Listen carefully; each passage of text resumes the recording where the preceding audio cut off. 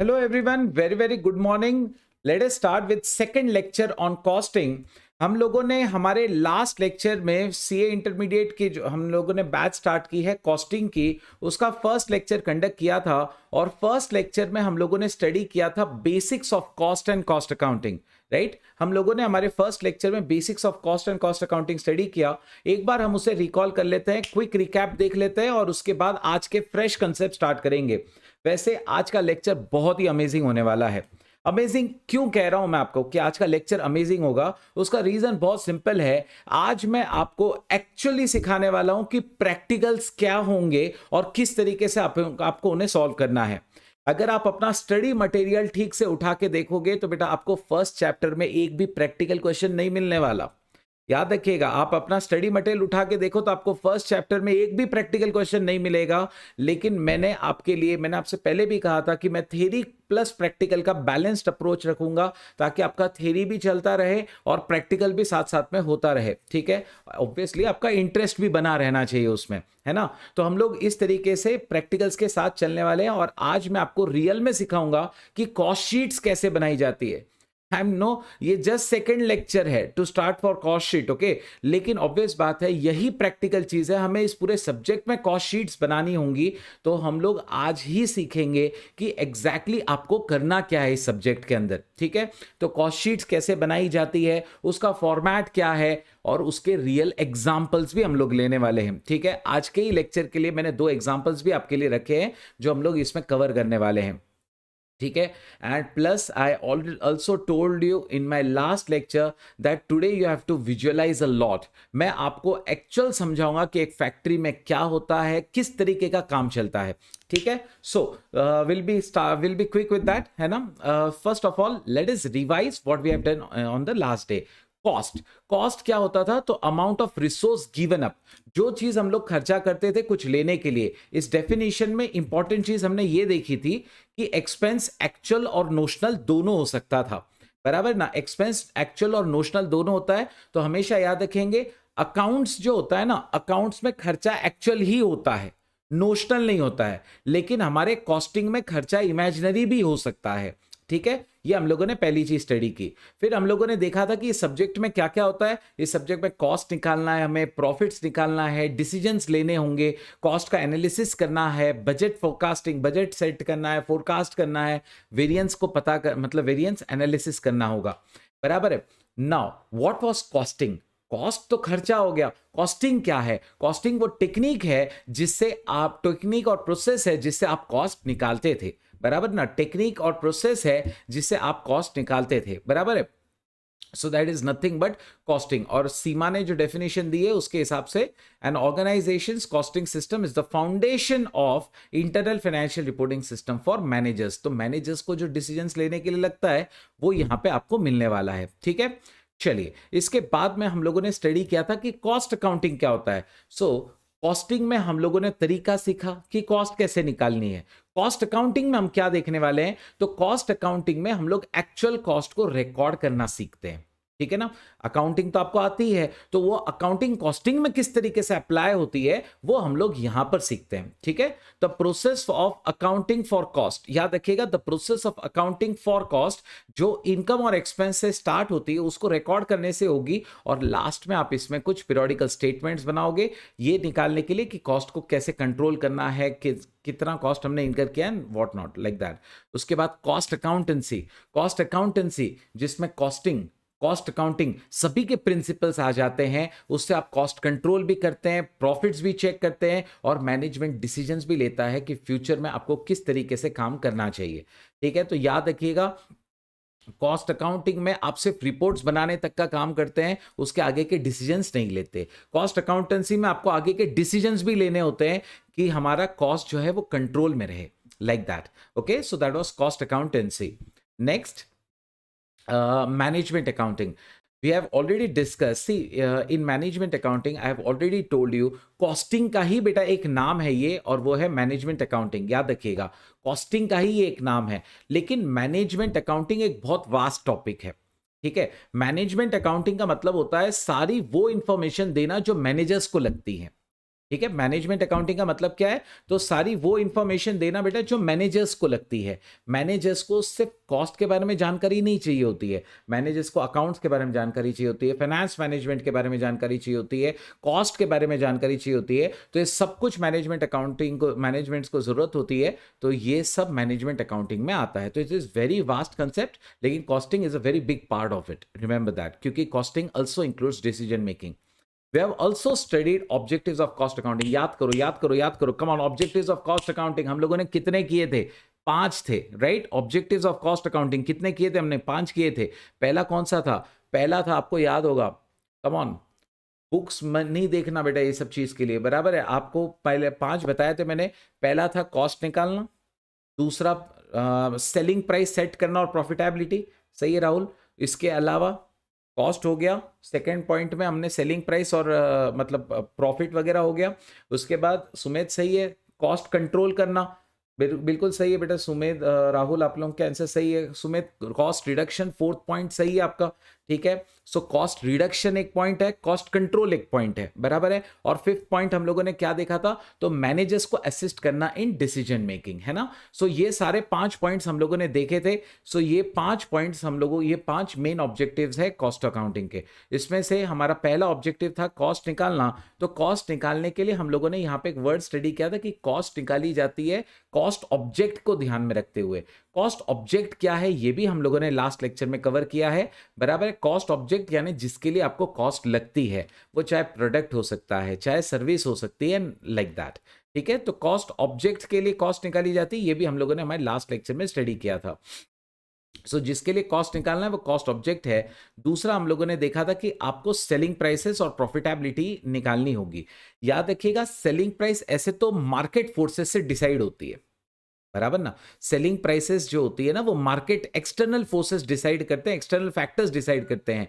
लेकिन accounting system, ये cost accounting जो होता है ना, आपको एटलीस्ट एक बेस दे देता है कि हमारी कॉस्ट इसके नीचे नहीं जा रही है, तो हम लोग को सेलिंग प्राइस इसके नीचे नहीं रखना चाहिए, ठीक है ना। Understand, like that.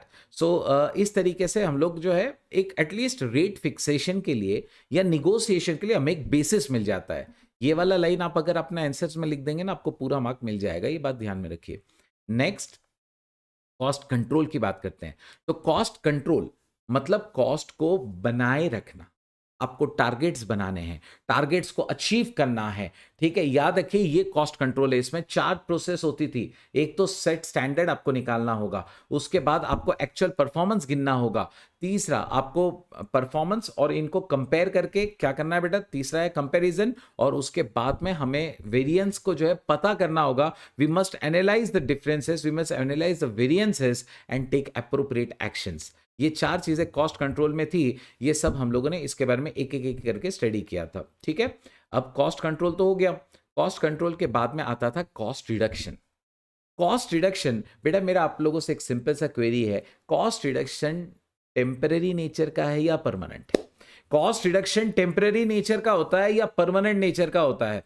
सही है सुमित, वेंकटेश सही है, ठीक है। और बेटा सबको एक चीज बोलना चाहूंगा यहाँ पे, जब आप आंसर करते हैं ना, आपको शॉर्टकट्स यूज करने हैं, ठीक है। हम लोग टाइम वेस्ट क्यों करें टाइप करने में? जैसे मैंने आपसे पूछा है कि परमानेंट होता है टेम्पररी, आप सिर्फ पी भी लिख के भेज देंगे ना, मैं समझ जाऊंगा, अंडरस्टैंड, ठीक है। Will not be wasting much time on typing on all that things, right.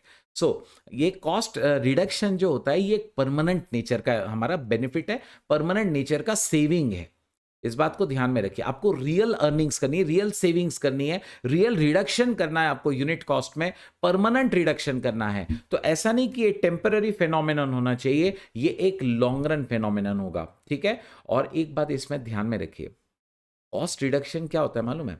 Out of the box सोचना, बिल्कुल ही आउट ऑफ द बॉक्स सोचना, that is cost reduction. Okay, out of the box सोचना यानी क्या मतलब? हम कभी भी ये नहीं सोचेंगे कि इसका कॉस्ट मिनिमम इतना ही है, बराबर है। हम लोग कभी ये नहीं सोचेंगे अगर उसका आज का कॉस्ट 100 रुपए है, तो हमारा तुरंत दिमाग में हमेशा यही चलते रहना चाहिए कि ये 100 का हमेशा के लिए 95 कैसे हो जाएगा या 90 कैसे हो जाएगा। हमें परमानेंटली यही सोचना है, इस बात को ध्यान में रखिए। सो ये कॉस्ट रिडक्शन है ना, लॉन्ग रन सेविंग्स अर्न करता है, लॉन्ग रन रिडक्शन करके देता है आपको कॉस्ट में। और इस बात को ध्यान में रखिए, इसमें आपको की प्रोडक्ट की क्वालिटी डिमिनिशन नहीं होना चाहिए। आपका यूज, जो यूज आप करना चाहते थे वो यूज आपका हैम्पर नहीं होना चाहिए, ठीक है। So this way it is going to work. So cost reduction has to be a permanent solution. It has to be a permanent reduction. और इसमें आपको बिल्कुल ही आउट ऑफ द बॉक्स सोचना है. इसमें आपको प्रेजेंट और फ्यूचर को ध्यान में रखना है. और तो और हमेशा आपको नए नए टेक्निक्स के बारे में सोचना होगा कि किस तरीके से हम लोग कॉस्ट को और कम कर सकते हैं. इसमें एक सबसे बेसिक अजम्पशन है कि कोई कॉस्ट लोएस्ट नहीं है ना. हर कॉस्ट को और घटाया जा सकता है, बस नए तरीके खोजने होंगे. सो ये था कॉस्ट रिडक्शन. कॉस्ट रिडक्शन करने के लिए हमें माइकल पॉटर का एक मॉडल फॉलो करना होता है, जिसमें हम लोग क्या करते हैं ना, हमारे पूरे डिपार्टमेंट्स का एक एनालिसिस करते हैं कि कौन सी चीज़ें जो है वो वैल्यू एडेड है और कौन सी वैल्यू एडेड नहीं है. तो जो वैल्यू ऐड नहीं करती ना, ऐसी एक्टिविटीज़ को हम हटाने की कोशिश करते हैं. ये सब कॉस्ट रिडक्शन में हुआ करता था, जिसमें हम लोगों ने 3 अजम्पशंस भी देखे थे.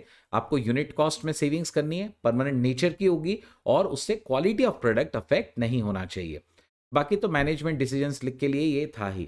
चलिए, cost control, cost reduction, very very important topic. याद रखिएगा, सबसे ज़्यादा प्रोबेबिलिटी ये क्वेश्चन की रहती है हमारे एग्जाम्स में आने की. तो it is very important topic, cost control versus cost reduction. Cost control maintains the cost. Okay, हमें कॉस्ट को क्या करना है बेटा, मेंटेन करके रखना है. कॉस्ट रिडक्शन में क्या होगा, आपको कॉस्ट रिड्यूस करना है ना. कॉस्ट कंट्रोल में आपको मेंटेन करके रखना है, स्टैग्नेंट रहेगा वो. टारगेट अचीव कर लो, काम खत्म, राइट. टारगेट अचीव हो गया, काम खत्म हो गया. लेकिन कॉस्ट रिडक्शन में वैसा नहीं होता. कॉस्ट रिडक्शन में कोई टारगेट नहीं है, हमें एक ही इंटेंशन है, कंटिन्यूअस बेसिस पे हमारी यही कोशिश करनी है कि कॉस्ट हमारी क्या होते जाए, कम से कम होते चली जाए. ठीक है. नेक्स्ट, कॉस्ट कंट्रोल ये कहता है कि आप लोएस्ट पॉसिबल कॉस्ट निकालिए, मतलब अंडर एग्जिस्टिंग कंडीशन. लेकिन कॉस्ट रिडक्शन में तो कोई कंडीशन परमानेंट होती ही नहीं. हम नए मशीन्स ला सकते हैं, नए फैक्ट्री मतलब नए यूनिट्स बना सकते हैं, तो कोई कंडीशन परमानेंट नहीं होती. हमें परमानेंट रिडक्शन इसमें चाहिए होता है. ये डायनामिक है, ये थोड़ा स्टैग्नेंट है, ये प्रिवेंटिव है, ये करेक्टिव है. इसमें पास्ट और प्रेजेंट देखा जाता है कॉस्ट कंट्रोल में, और इसमें प्रेजेंट एंड फ्यूचर. तो ये सब चीज़ें हम लोगों ने हमारे थ्योरी में की थी. और उसके बाद हम लोगों ने कॉस्ट ऑब्जेक्ट से शुरुआत की. कॉस्ट ऑब्जेक्ट जिसके लिए सेपरेट मेजरमेंट रिक्वायर्ड है, राइट. कॉस्ट ऑब्जेक्ट मतलब जिसके लिए सेपरेट मेजरमेंट रिक्वायर्ड है. हम लोगों ने देखा था कि हमें प्रोडक्ट वाइज कॉस्ट लग सकती है, राइट. हमें प्रोडक्ट वाइज कॉस्ट लग सकती है कि भाई एक एक यूनिट का कॉस्ट कितना. हमें सर्विस वाइज कॉस्ट लग सकती है कि भाई ट्रेन टिकट बुक करने का कितना खर्चा आता है, फ्लाइट टिकट का कितना कन्वीनियंस फ़ी होता है, इसके अलावा आप ऑनलाइन इलेक्ट्रिक पेमेंट्स करते हैं उनका कितना फ़ी आता है. ऐसे ये सब सर्विस बेस्ड हो सकता है, प्रोजेक्ट बेस्ड हो सकता है, ठीक है ना. तो कॉस्ट जो है आपको हो सकता है पूरे प्रोजेक्ट की लग रही हो. इसके बाद हम लोगों ने स्टडी किया था कि एक्टिविटी वाइज हम लोग कॉस्ट निकाल सकते हैं कि हमारा क्वालिटी इंस्पेक्शन का खर्चा कितना होता है, लाइक दैट. इसके अलावा आप प्रोसेस वाइज कॉस्ट निकाल सकते हो. ये बात याद रखना, मैं जितने नाम ले रहा हूँ ना, हर एक कॉस्टिंग का अलग अलग तरीका है. और आप अगर अपना सिलेबस बाद में उठा के देखोगे तो आप देखोगे हर एक के लिए एक चैप्टर है, हर एक के लिए एक एक चैप्टर है. Process costing, job costing, contract costing, ये सबके लिए एक एक चैप्टर्स हैं. ठीक है. तो हम लोग इसे बहुत एक्सटेंसिवली आगे जाके कवर करने वाले हैं. ठीक है. यस, डिपार्टमेंट वाइज मैंने आपसे पहले भी कहा है, मैंने आपके साथ अभी तक डिस्कस नहीं किया है कि आपका एग्जैक्ट सिलेबस क्या है, क्योंकि आपको पहले एक बार आइडिया तो आ जाए कि कॉस्टिंग है क्या. फिर हम स्टडी करेंगे कि एग्जैक्टली आपको क्या क्या चीज़ें डिटेल में कवर करनी है. कॉस्ट ऑब्जेक्ट डिपार्टमेंट वाइज भी कॉस्ट किया जा सकता है. And then we started with cost unit, which was again a very important topic. मैंने ये ढूंढ लिया कि मुझे क्या करना है, मुझे एक बॉटल का कॉस्ट निकालना है. क्या करना है, एक बॉटल का कॉस्ट निकालना है, बराबर है. लेकिन वो एक बॉटल का निकालना है कि 100 बॉटल का निकालना है, उसे कॉस्ट यूनिट कहते हैं. क्या मुझे पर बॉटल निकालना है या पर बैच ऑफ बॉटल्स निकालना है, वो एक कॉस्ट यूनिट होता है. समझने की कोशिश करिए. कॉस्ट ऑब्जेक्ट मतलब सिर्फ ये डिसाइड करना कि किसका कॉस्ट निकालना है, बराबर है. लेकिन जिसका कॉस्ट निकालना है वो एक क्वांटिटी का निकालना है कि 100 क्वांटिटी निकालना है या एक पूरा बैच निकालना है, आपको उसके हिसाब से कॉस्टिंग करना पड़ेगा. अंडरस्टैंड, वो है कॉस्ट यूनिट. ठीक है. This was very important topic. याद रखिएगा, हमारे एग्जाम्स में 3 से 4 मार्क के लिए ये ऐसा क्वेश्चन आ जाता है जिसमें आपको सिर्फ कॉस्ट यूनिट्स पूछे जाते हैं कि ऐसी इंडस्ट्री का कॉस्ट यूनिट क्या होगा. हम लोगों ने इसका कल एग्जांपल भी किया था, राइट। सो ऑटोमोबाइल का क्या है, हम लोग एक क्विक रिकैप करेंगे इसका और उसके बाद आज का फ्रेश टॉपिक स्टार्ट करेंगे। Automobile, number, right, number of vehicles, cement पर टन पर bag, chemical litres gallons, power kilowatt hour, याद रखिएगा दो दो यूनिट्स है बेटा, यहां किलोवाट्स भी है आवर्स भी है, so 1 kilowatt for 1 hour, right. So that was power. Steel ton, transport per passenger kilometre, इसका मीनिंग क्या हुआ, per passenger kilometre, what do you mean by this. Transport में क्या लिखा हुआ है, पैसेंजर किलोमीटर, इसका मीनिंग क्या हुआ। यस yes, इसका मीनिंग क्या होगा। कम ऑन, आप अनम्यूट भी कर सकते हैं बेटा, आप चैट में भी बता सकते हैं मुझे। Not like that, per kilometre how many passengers, ऐसा नहीं बोलेंगे हम लोग इसे। We must refer it like this, एक पैसेंजर का 1 किलोमीटर का खर्चा, समझ रहे हो आप, एक पैसेंजर का 1 किलोमीटर का खर्चा वो होता है पर पैसेंजर किलोमीटर, ठीक है।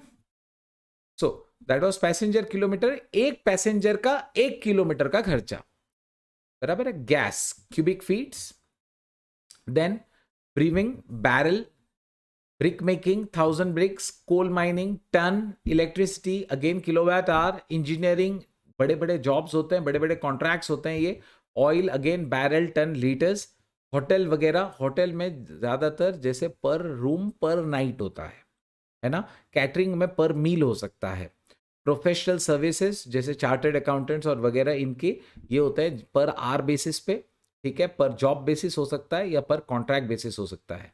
एजुकेशन में कोर्स, स्टूडेंट वाइज, हॉस्पिटल्स में ये इंपॉर्टेंट है, पर पेशेंट डे, एक पेशेंट का एक दिन का खर्चा। आप ये देख रहे हो ना, ये जितने भी हम लोग ये वाले ऐसे देख रहे हैं, ये सब सर्विस इंडस्ट्री से बिलोंग करते हैं, ठीक है। हॉस्पिटल्स, एक पेशेंट का एक दिन का, like that. Next, credit control, जितने अकाउंट्स वो मेंटेन करते हैं। सेलिंग, जितने कस्टमर कॉल्स होते हैं, जो सेल्स वो करते हैं उसके हिसाब से उनका कॉस्ट यूनिट सेट किया जा सकता है। मटेरियल स्टोरेज एंड हैंडलिंग, उन्होंने कितनी रिक्विजिशंस जो है वो की हुई है, ठीक है। सोम सही आपका। Personal administration, basically HR department हमारा है ना, कंपनी में एक एचआर डिपार्टमेंट होता है और उनका जितने वो लोग रिकॉर्ड्स मेंटेन करते हैं। Now everyone, we have just till now revised what we have done yesterday, ठीक है। this is a daily thing, remember that, okay, we will always be revising first what we have done in the last day। एक बार अपने को पूरा याद आ गया और अब हम लोग आज का फ्रेश टॉपिक सीखना स्टार्ट करते हैं। तो चलिए, सबसे पहले आज मैंने आपसे कहा था कि आज आपको काफ़ी सारा विजुअलाइजेशन करना है, तो शुरुआत करते हैं। आप अपने दिमाग में एक फैक्ट्री लेके आओगे, ठीक है। आप अपने दिमाग में क्या लेकर आओगे बेटा, आप एक फैक्ट्री लेके आओगे। आप अपने स्क्रीन पे देख सकते हैं, मैंने एक फैक्ट्री का फोटो रखा है, ठीक है। फैक्ट्री में आप देख सकते हैं एक पूरी बड़ी सी बिल्डिंग है, बराबर है, एक बड़ा बिल्डिंग है जिसमें यहाँ पे कुछ चिमनीज हैं, बराबर है। एक्चुअली उसके अंदर में बॉयलर्स होंगे जिसमें से ये गैस जो है आगे पास ऑन हो रही होगी, ठीक है। आप देख सकते हैं यहाँ पर कुछ डिपार्टमेंट्स है, यहाँ पर कुछ है, यहाँ पर एक्चुअल प्रोडक्शन चल रहा है और इस तरीके का एक पूरा आउटलेट है, बराबर है। इसका एक प्रॉपर गेट होता है, यहाँ पे आप देख सकते हैं, यहाँ वो गेट है जिसके अंदर ये गाड़ी आती है और यहाँ से फिर वो अंदर चेक होके फिर आगे जाती है, ठीक है। तो kind of a gate is there जिसके अंदर का पार्ट अलग हो जाता है और बाहर का अलग हो जाता है, लाइक दैट। सो एक इस तरीके का फैक्ट्री आप अपने दिमाग में लेके आ जाओ, ठीक है। याद रखिएगा, हम लोग एक बड़ी इंडस्ट्री सोच रहे हैं। हम जब कॉस्टिंग करेंगे ना, छोटा नहीं सोचना है, हमें हमें बड़ा सोचना है। तो एक सबसे पहले आपने फैक्ट्री लेके आए अपने दिमाग में, फैक्ट्री के अंदर क्या चलता है। तो फैक्ट्री के अंदर सबसे पहले होता है प्रोडक्शन। आई नो इमेजेस सब अलग अलग ली हुई है, ठीक है। सो ये दिख रहा है वॉक्सवैगन की कंपनी है ठीक है, लेकिन अंदर चालू है कपड़े का काम, ठीक है। एनीवेज, प्रोडक्शन हो रहा है बेटा, किसी भी तरीके का प्रोडक्शन हो सकता है, ठीक है, क्योंकि हमें तो हर तरीके का कॉस्टिंग करना है, राइट। हमें कपड़े का भी इंडस्ट्री का करना होगा और कार्स का भी करना है आगे जाके। तो अब ये एक मैंने ना कपड़े की इंडस्ट्री का मैंने प्रोडक्शन डिपार्टमेंट आपके सामने रखा है। आप लोगों को क्या क्या दिख रहा है वहां पे, जरा सोचना, सोच समझ के आंसर करना। आप लोगों को देखते हैं बेटा कि आप लोग क्या क्या विजुअलाइज कर पा रहे हैं। आपके स्क्रीन पे एक फोटो भी मैंने दिया हुआ है और आप अपना भी दिमाग इस्तेमाल कर सकते हैं। मुझे बताओ कि एक प्रोडक्शन डिपार्टमेंट में आपको क्या क्या देखने मिल रहा है। थिंक, जितना आपका पक्का इमेजिनेशन होगा ना, उतना आपको समझने में आसानी होगी कौन कौन से खर्चे लेने हैं। सुमेध ने मुझे बताया है कि मशीन्स कुछ दिख रही है, बहुत बढ़िया। Yes, we can see a lot of machines out there. We are seeing some labours who are working, right? There are labours who are actually working, there are machines, there is a manager also. Fantastic, there is a manager also. Rahul, आपका भी जवाब सही है। तो workers हैं, machines हैं, और वो मैनेजर भी है जो इसकी देखरेख कर रहा है। बराबर है। मेरे पास एक और जवाब आया है। सो हम कह रहे हैं मटेरियल भी है। एक्चुअली ये मटेरियल अब प्रोसेस में है। इसे रॉ मटेरियल कहना गलत होगा क्योंकि इस पे अब काम चल रहा है। आप देख सकते हैं ये सब काम चालू वाले हैं, ठीक है? तो ये प्रॉपर रॉ मटेरियल नहीं कहेंगे, ये डिपार्टमेंट में जा चुका है, इस पे काम चालू हो गया है ना? इस पे काम चालू हो गया है, तो ये क्या है? मोर और लेस एक वर्क इन प्रोसेस है। What is it? ये एक वर्क इन प्रोसेस है, इस पे काम चालू है। और कुछ आपको जो दिख रहा हो, ये एक प्रोडक्शन डिपार्टमेंट है जहां पे रियल में प्रोडक्शन हो रहा है। अभी तक हम लोगों ने देखा यहां मशीन्स लगी होती हैं, बराबर है? यहां मशीन्स होती है, यहां मटेरियल प्रोसेस में जा चुका होता है मोर और लेस। थोड़ा बहुत मटेरियल साइड में भी पड़ा होगा डेफिनेटली। कुछ मैनेजर्स होते हैं, कुछ लेबर्स होते हैं जो एक्चुअल काम करते हैं, ठीक है? वेंकटेश कह रहे हैं इंफ्रास्ट्रक्चर, डेफिनेटली यहां पे इंफ्रास्ट्रक्चर। अब आपको दिमाग में क्या क्या लाना है मालूम है?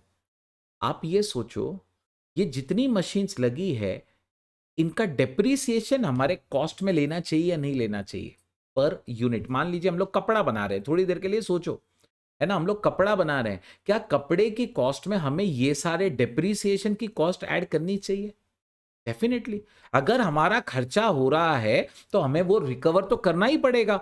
हम लोग जब माल बेचेंगे तो हमें इतना तो कमाना पड़ेगा कि ये सारा खर्चा रिकवर हो जाए। आप कौन कौन सा खर्चा रिकवर करोगे? आपको मशीन्स का डेप्रिसिएशन का रिकवर करना होगा, आपको मटेरियल का खर्चा रिकवर करना पड़ेगा, आपको सैलरी आप जो वर्कर्स को दे रहे हैं वो खर्चा लेना होगा। यहां पे लाइट्स चल रही है बेटा, सब अंधेरे में तो नहीं बैठे हैं, है ना? तो लाइट्स है, फैंस है, एसीज वर्किंग होंगे, ठीक है? बेसिकली पावर, सुमित सही है, वो सब जो खर्चा है ना वो अंडरस्टैंड। सिर्फ यही नहीं, यहाँ क्लीनिंग वगैरह भी होती होगी, है ना? यहाँ पे क्लीनिंग वगैरह होती होगी और भी मतलब कुछ रूटीन एक्सपेंसेस चलते होंगे। ये सब आपको ध्यान में रखना है। तो प्रोडक्शन डिपार्टमेंट में ये सब होता है।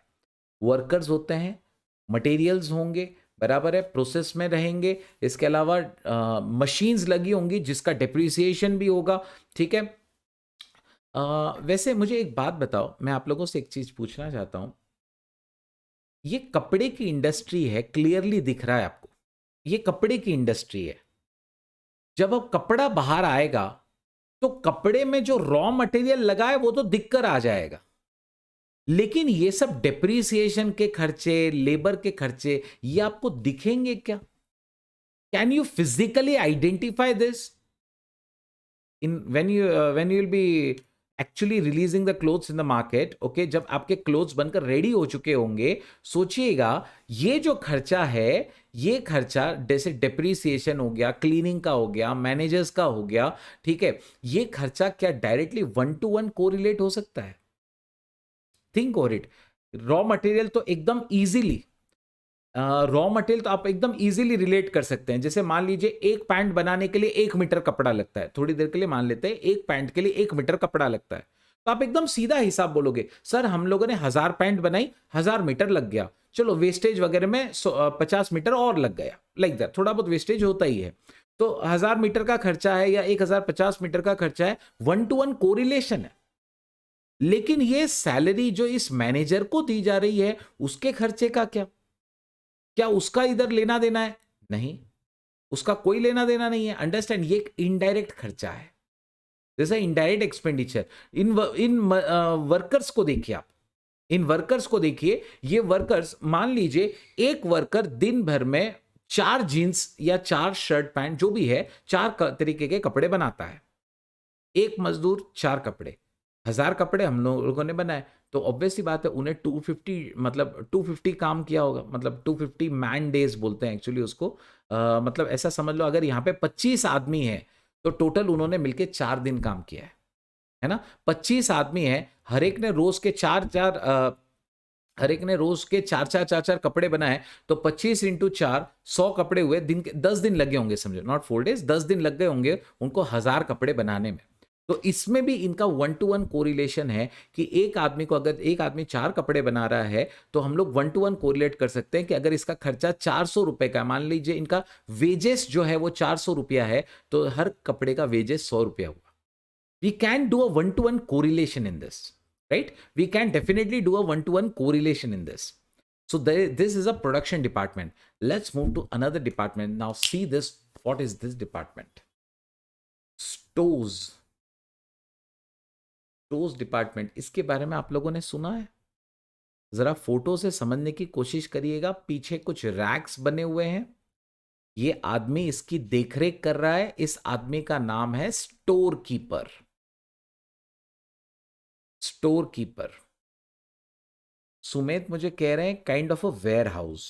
गुड, अच्छा ट्राई है, लेकिन याद रखिएगा ये जो स्टोर्स होते हैं ना, ये स्टोर्स रॉ मटेरियल संभालते हैं। ये क्या है बेटा? ये रॉ मटेरियल्स को संभाल रहा है। रॉ मटेरियल्स और प्रोडक्शन में लगने वाली चीजें, रॉ मटेरियल्स और प्रोडक्शन में लगने वाली चीजें, जैसे छोटे मोटे स्पेयर पार्ट्स हो गए, ऑयल हो गया, केमिकल्स हो गए जो मशीन्स में डालने पड़ते होंगे, ठीक है, वो सबकी देखरेख कौन करता है? तो ये आदमी करता है जो है स्टोर कीपर। तो बेसिकली समझने की कोशिश करिए, ये स्टोर कीपर क्या करता है? ये पूरा रॉ मटेरियल देखता है। तो याद रखिए, ये लोग कपड़ा लेकर आए हैं काम करने के लिए, ये लोग क्या करते हैं पता है आपको? ये वेयर हाउस, ये ना जाएंगे ये स्टोर कीपर के पास, ये मजदूर जाएंगे स्टोर कीपर के पास, वो बोलेंगे कि स्टोर कीपर भाई, हमारे को आज इतना इतना कपड़े की जरूरत है, हमें ये इतना इतना हमारे पास जॉब आया हुआ है, तो ये जॉब हमें फुलफिल करना है, ठीक है। तो ये स्टोर कीपर क्या करता है? ये अपने सिस्टम में देखता है क्या इस वर्कर को सही में इतने कपड़े की जरूरत है। ये जो डायरेक्टली वर्कर आ जाएगा तो ये देगा नहीं, ये देखता है कि अगर जैसे इस वर्कर ने रिक्विजिशन नोट किया है कि भाई मेरे को कपड़ा चाहिए है, तो उसका मैनेजर पहले उसे अप्रूव करता है, फिर वो जाता है, ये सब ऑनलाइन होता है, ये सब इसके पास यहाँ पे टैब में दिखेगा।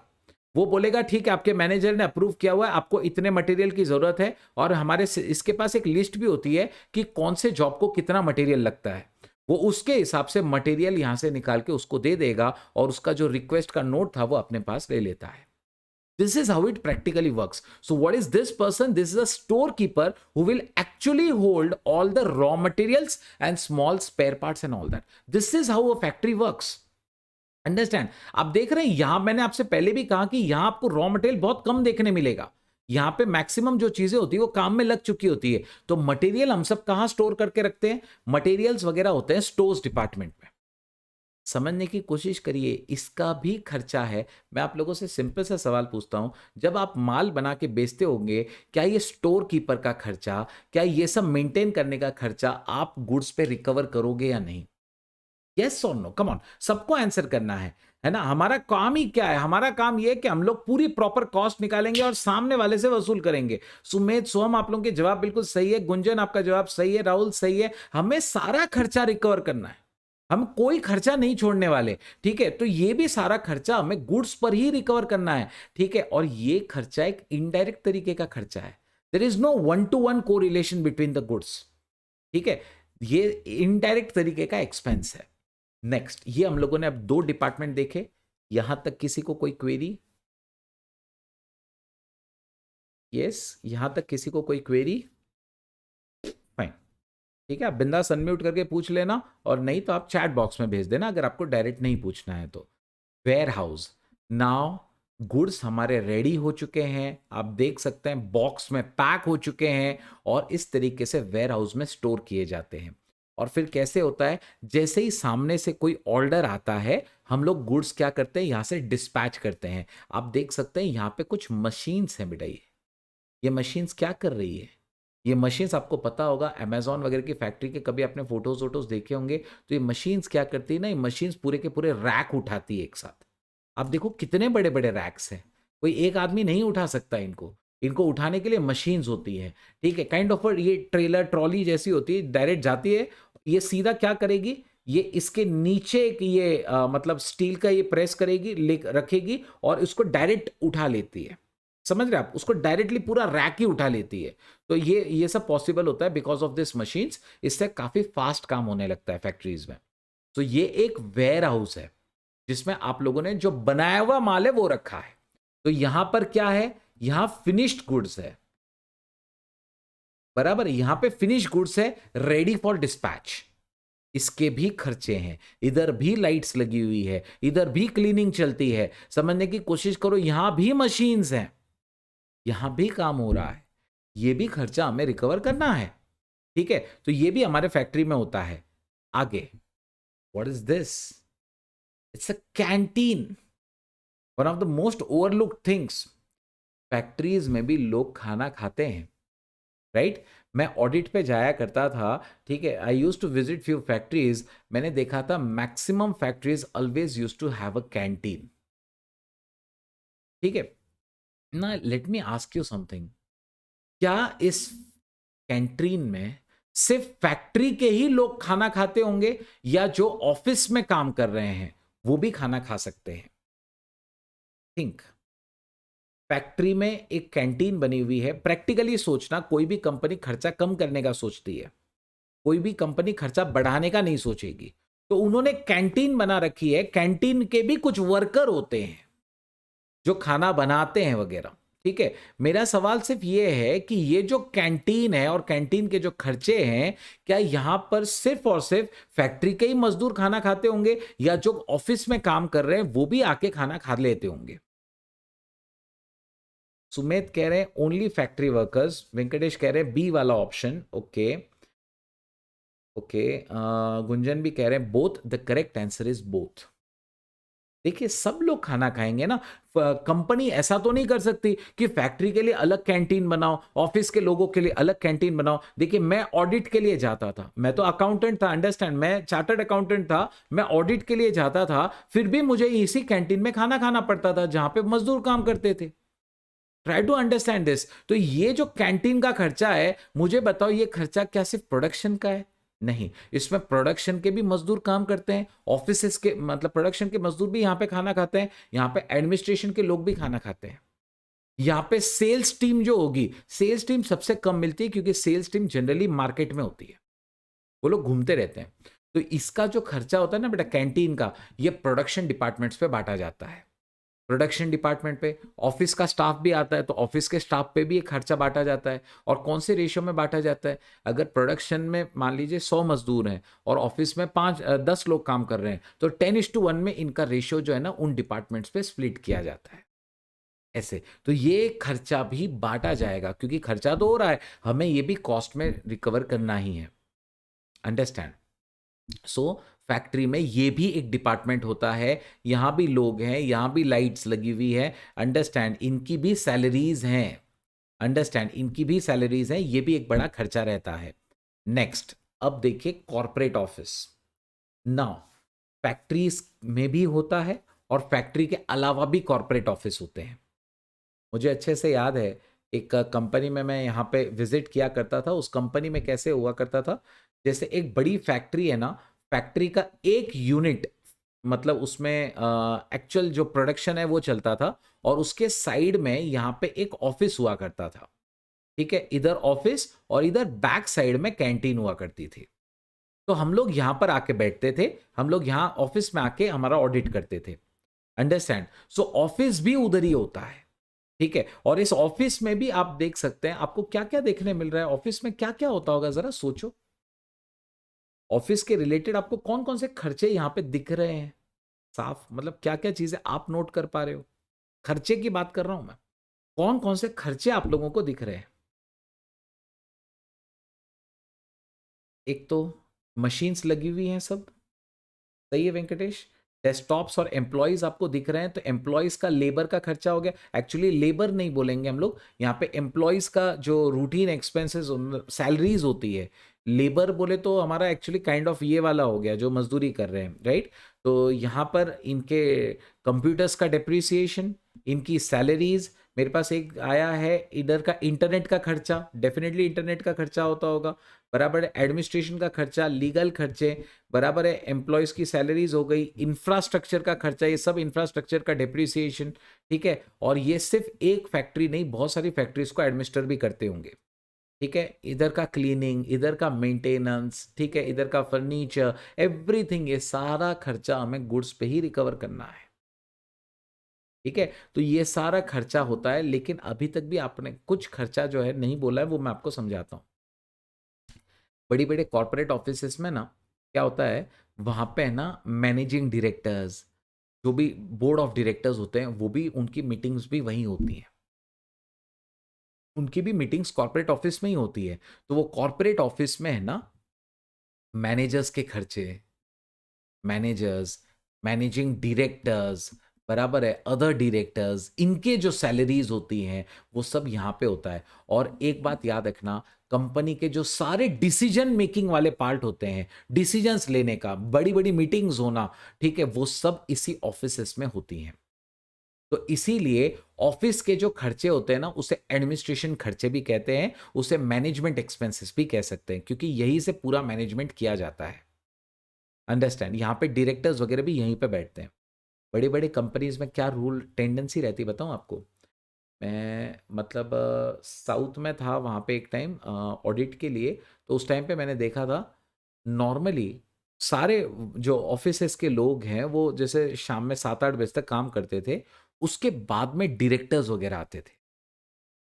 ऑफिस के लोग चले गए, फिर डायरेक्टर्स की जनरली मीटिंग्स होती थी एवरी अल्टरनेट डे और आफ्टर 3 डेज वो मीटिंग्स होती थी। रात में ड्रिंक वगैरह करते थे, ठीक है, ड्रिंक्स वगैरह पे बातें करते थे, अंडरस्टैंड। तो सारे डिसीजंस कॉर्पोरेट ऑफिसेस में ही होते थे, ठीक है। और ये ऑफिस बिल्कुल फैक्ट्री के पास में ही होती है, कई बार फैक्ट्री के अंदर भी इसका यूनिट होता है। और कुछ ऐसे भी होते हैं जब आपका काम बहुत ज़्यादा बड़ा हो जाए तो फैक्ट्री अलग जगह होती है और ये कोई बड़ी सिटी में होती है। Next, you can see every big company has to do this. This is a research section. यहाँ पे रिसर्च चलता है, डेवलपमेंट होता है, क्वालिटी कंट्रोल्स होते हैं, ये सारी चीज़ें बेटा यहाँ पर रिसर्च सेक्शन में आप देख सकते हैं, ये सब चीज़ें की जाती है फैक्ट्रीज में, बड़े बड़े इसमें ये भी चलता है। Selling teams, selling teams generally हमारे क्या होते हैं बेटा, ये जनरली आप देख सकते हैं, ये बाहर गया है, कस्टमर से मिल रहा है, कॉन्ट्रैक्ट में एंटर हो रहा है, समझने की कोशिश करिए। तो ये हमारी सेलिंग टीम्स के एक पार्ट है, मतलब समझ रहे हैं आप बात को, ठीक है। सो हमारी मार्केटिंग टीम्स जनरली घूमते रहती है, कहीं ना कहीं हमारा माल बेचते रहती है, उसका भी खर्चा हमें कॉस्ट में ही लेना पड़ता है, ठीक है, उसका भी खर्चा हमें कॉस्ट में ही लेना पड़ता है। लेकिन याद रखिएगा, इनका जो खर्चा होगा ना, ये सिर्फ और सिर्फ, इनका जो खर्चा होगा ये सिर्फ और सिर्फ उन गुड्स पे होता है जो इन्होंने बेचे, इनका खर्चा उसी पे रिकवर किया जाता है। जो अभी तक रेडी नहीं हुए उन पे इनका खर्चा नहीं जाता। तो ये सेलिंग का खर्चा है। लेकिन आप लोगों ने कई बार सुना होगा selling and distribution, selling and distribution, क्या कोई मुझे बता सकता है व्हाट्स द डिफरेंस? कई बार ये नाम हमेशा साथ में ही इस्तेमाल किया जाता है, सेलिंग एंड डिस्ट्रीब्यूशन। सेलिंग का खर्चा मतलब ये जैसे बंदे हैं हमारे सेल्समैन हैं, ये जाते हैं अलग अलग जगह पे, मतलब कस्टमर से मिलते हैं, प्रोस्पेक्टिव कस्टमर से, उनके साथ निगोशिएट करते हैं, बात करते हैं और प्रोडक्ट्स बेचते हैं, ये सेलिंग का खर्चा है। What about selling and distribution? What is this distribution? Understand what is this distribution? You can C on the screen now. Company को ऑर्डर मिल गया, लेकिन वो ऑर्डर पहुंचाना भी तो होगा। सोम बिल्कुल सही है, डिलीवरी, आपको वो ऑर्डर पहुंचाना भी तो होगा। आप मुझे बताओ, ये दो फोटोज देख के, मैं जानबूझ के दो अलग अलग फोटोज रखे हैं, आप मुझे बता सकते हैं डिस्ट्रीब्यूशन का खर्चा क्या क्या होगा? जरा सोचो, डिस्ट्रीब्यूशन में क्या क्या आ जाएगा?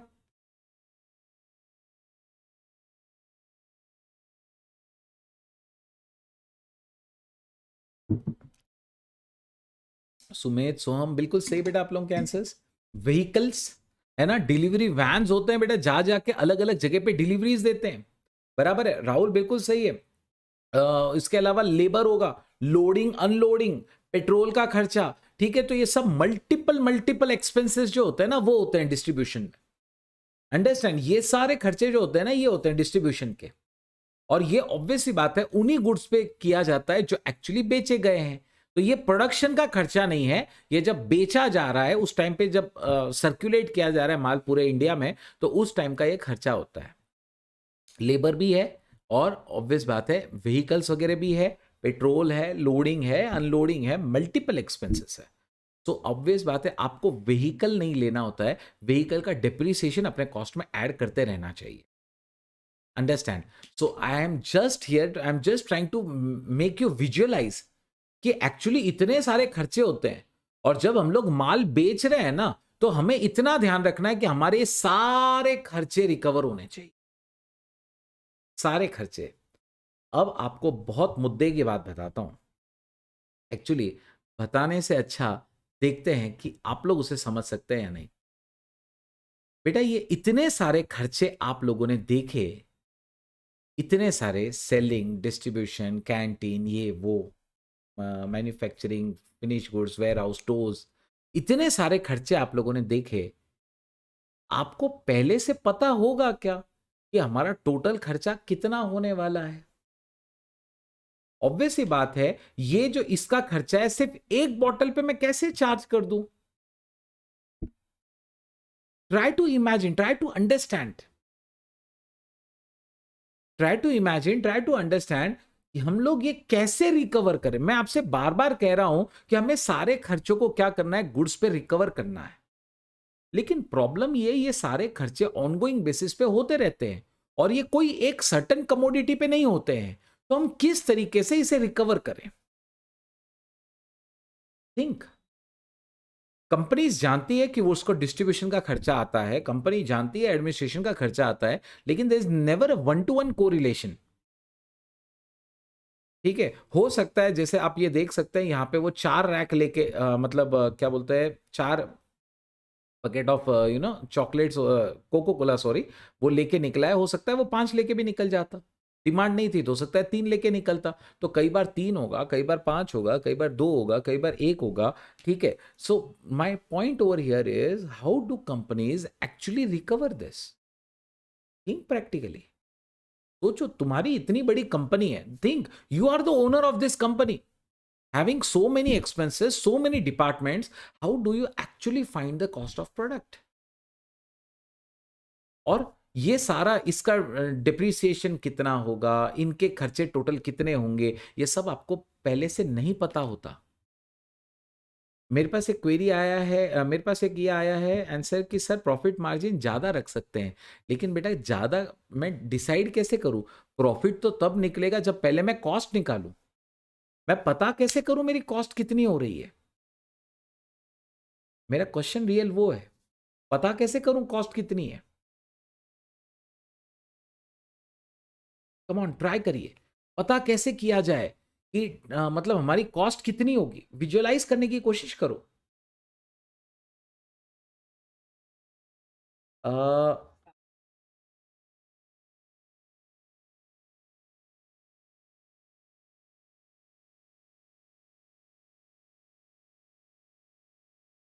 एस्टिमेट, ये जो वर्ड तुमने यूज किया है ना, एस्टिमेट, ये बहुत अच्छा था।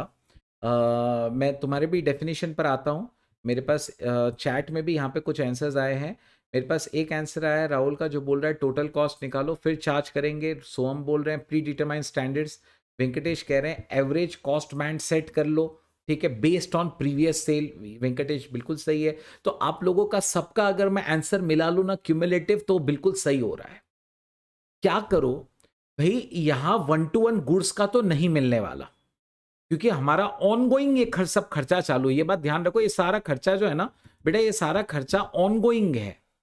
ठीक है, ये जितने खर्चे अभी तक अपन ने देखे सारे ऑनगोइंग खर्चे हैं। तो अपन क्या करते हैं मालूम है, ये जितने खर्चे हैं ना, अपन देख लेते हैं कि लास्ट ईयर में कितने हुए थे, और अगर ये मान लीजिए फर्स्ट ईयर ही है, तो अपन एस्टिमेट करने की कोशिश करते हैं कि टोटल खर्चे होंगे कितने।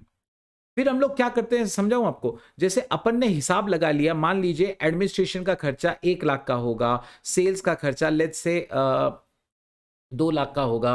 रिसर्च का खर्चा वो भी अपन 1 लाख समझ लेते हैं, बराबर है। इसके अलावा कैंटीन वगैरह का खर्चा वो भी मान लीजिए 2 लाख होने वाला है, ठीक है। तो ये टोटल खर्चा हो रहा है सपोज 6 लाख।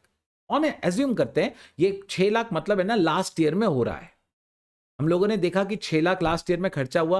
अपन क्या करते हैं, एक काम करो, लास्ट ईयर 6 लाख हुआ है, इस साल ऑन एन एवरेज इन्फ्लेशन 10% बढ़ा है, तो 6,60,000 इस बार का खर्चा होगा, ठीक है। इसमें प्लस 10% अपन ने कर दिया, तो 6,60,000 खर्चा होगा। और मैं अज्यूम करता हूं कि भाई हम लोगों ने 33,000 यूनिट्स बनाए हैं, ठीक है। और एक रफ एस्टिमेट है कि अपन पूरे साल में 33,000 यूनिट्स बनाएंगे। रफ एस्टिमेट क्या है कि अपन पूरे साल में 33,000 यूनिट्स बनाएंगे। अब आप मुझे बता दो कि 6,60,000 का टोटल खर्चा मेरा एक्सपेक्टेड है, this is expected. Last year 6 lakh था, महंगाई बढ़ने के कारण मैं एक्सपेक्ट कर रहा हूं कि इस साल मेरा खर्चा 660 होगा, और मैं एक्सपेक्ट कर रहा हूं कि मेरा टोटल जो यूनिट्स में बनाऊंगा वो 33,000 होंगे। तो आप मुझे बताओ मेरा एक यूनिट का एक्सपेक्टेड कॉस्ट क्या है। ठीक है राहुल, तुम्हें सही है, मैं डायरेक्टली डिवाइड कर दूंगा। मतलब मुझे यही करना है, मुझे लास्ट ईयर को बेस पकड़ना है, वो बेस पकड़कर मैं उसमें थोड़ा बहुत प्लस माइनस करूंगा और करंट ईयर का एक्सपेक्ट करने की कोशिश करूंगा कि लास्ट ईयर इतना हुआ था तो इस बार कहीं ना कहीं इसके आसपास ही हम लोग होंगे, और वो खर्चा हमारा इस बार का जो एक्सपेक्टेड प्रोडक्शन है उस पर हम डिवाइड करके क्या करने की कोशिश करेंगे, एक एवरेज कॉस्ट निकालने की कोशिश करेंगे। ठीक है, I hope you are all getting the point, this is what we have to do in costing. ठीक है, और ये सारे खर्चे जो आप ले रहे हैं, ये सारे खर्चे मुझे बताओ ये करंट ईयर के नहीं है, ये सारे लास्ट ईयर के हैं। तो करंट ईयर के तो अलग ही होने वाले हैं, है ना। ऐसा हो सकता है ना कि लास्ट ईयर 6 लाख का खर्चा हुआ, हम लोगों ने सोचा तो था प्लस 10%, लेकिन महंगाई बढ़ी ही नहीं, हमारा एक्चुअल खर्चा है ना 6 लाख ही हुआ। तो कई बार क्या हो जाता है मालूम है, हम लोग है ना खर्चे ज्यादा चार्ज कर देते हैं प्रोडक्ट्स पे। कई बार ऐसा भी हो जाता है कि खर्चे ज्यादा हो गए, तो इधर है ना कंसेप्ट अराइज हो जाते हैं, under absorption and over absorption of overheads. ये सारे इनडायरेक्ट एक्सपेंसेस हैं, सारे इनडायरेक्ट एक्सपेंसेस हैं। तो कई बार ऐसा है ना हम लोग ज्यादा रिकवरी कर लेते हैं। ज्यादा रिकवरी करोगे तो अच्छा ही है ना, अपन ने ज्यादा रिकवरी कर ली कॉस्ट पे तो उतने ऊंचे में माल बेचा, तो ये ओवर एब्सॉर्प्शन हो जाता है। कई बार अंडर एब्सॉर्प्शन भी हो जाता है, हमने सोचा था सिर्फ 6 लाख का, 6,60,000 का, एक्चुअल खर्चा 8 लाख हो गया, है ना। ऐसा भी हो सकता है। तो ये सारे ओवरहेड्स हम लोग रिकवर करने की कोशिश करते हैं। ठीक है, I hope you are getting the point. इस तरह ही एक कंसेप्ट अराइज होता है, एक बहुत ही इंपॉर्टेंट कंसेप्ट, और हमारा पूरा कॉस्टिंग मोर और लेस आपके सिलेबस में जितने चैप्टर्स है ना, एक चैप्टर को छोड़कर, एक चैप्टर को छोड़कर बाकी के सारे चैप्टर्स, एक चैप्टर को छोड़कर बाकी के सारे चैप्टर्स इसी को फॉलो करते हैं, और इसका नाम है एब्सॉर्प्शन कॉस्टिंग। मतलब आपको कॉस्ट प्रीवियस ईयर के बेसिस पे निकालनी पड़ेगी कि हमारा अंदाजा खर्चा इतना होता है, और अपन शुरू से ही गुड्स पे रिकवरी करना स्टार्ट करते हैं, उसको एब्सॉर्ब करना स्टार्ट करते हैं, पहले दिन से हम लोग गुड्स पे चार्ज करना स्टार्ट करते हैं। ऐसा नहीं हो सकता कि मैं इस बार का पूरा खर्चा निकालूं फिर कस्टमर को एक इनवॉइस भेज दूं कि नहीं कस्टमर आप लोगों के ये इलेक्ट्रिक का इतना खर्चा एक्स्ट्रा है, हमारे वर्कर कैंटीन में गए थे उसका आपका खर्चा इतना हो रहा है। ऐसा नहीं होता, हम लोग अंदाजे से उसे धीरे धीरे रिकवरी करते रहते हैं कस्टमर से। क्या आप लोगों को समझ में आ रहा है बेटा what is absorption costing? On the basis of, I am giving a final touch on this, on the basis of previous years expenses, ठीक है, या हमारा पास्ट एक्सपीरियंस देखते हुए हम लोग क्या करते हैं, सारे इनडायरेक्ट खर्चे साल के शुरुआत से ही हमारे कस्टमर्स से रिकवर करना स्टार्ट कर देते हैं। ठीक है, हम लोग लास्ट ईयर अपन ऐसा भी कर सकते हैं, जैसे लास्ट ईयर मान लीजिए आपने 10 लाख का खर्चा किया, ठीक है, और आपकी मशीन्स जो है ना वो लेट्स से आपकी मशीन्स जो है वो 20,000 आवर्स चली, ठीक है, आपकी मशीन 20,000 आवर्स चली और आपके टोटल खर्चे 10 लाख के हुए।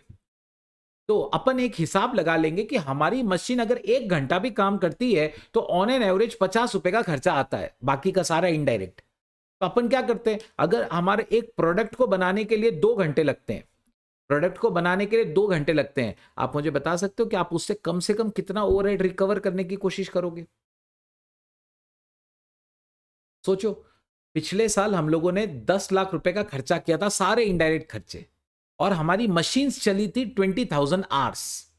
तो हम लोगों ने हिसाब लगाया कि हमारी मशीन अगर 1 घंटा भी चलती है ना ऑन एन एवरेज, तो हमारा खर्चा 50 रुपए के घर में जाता है।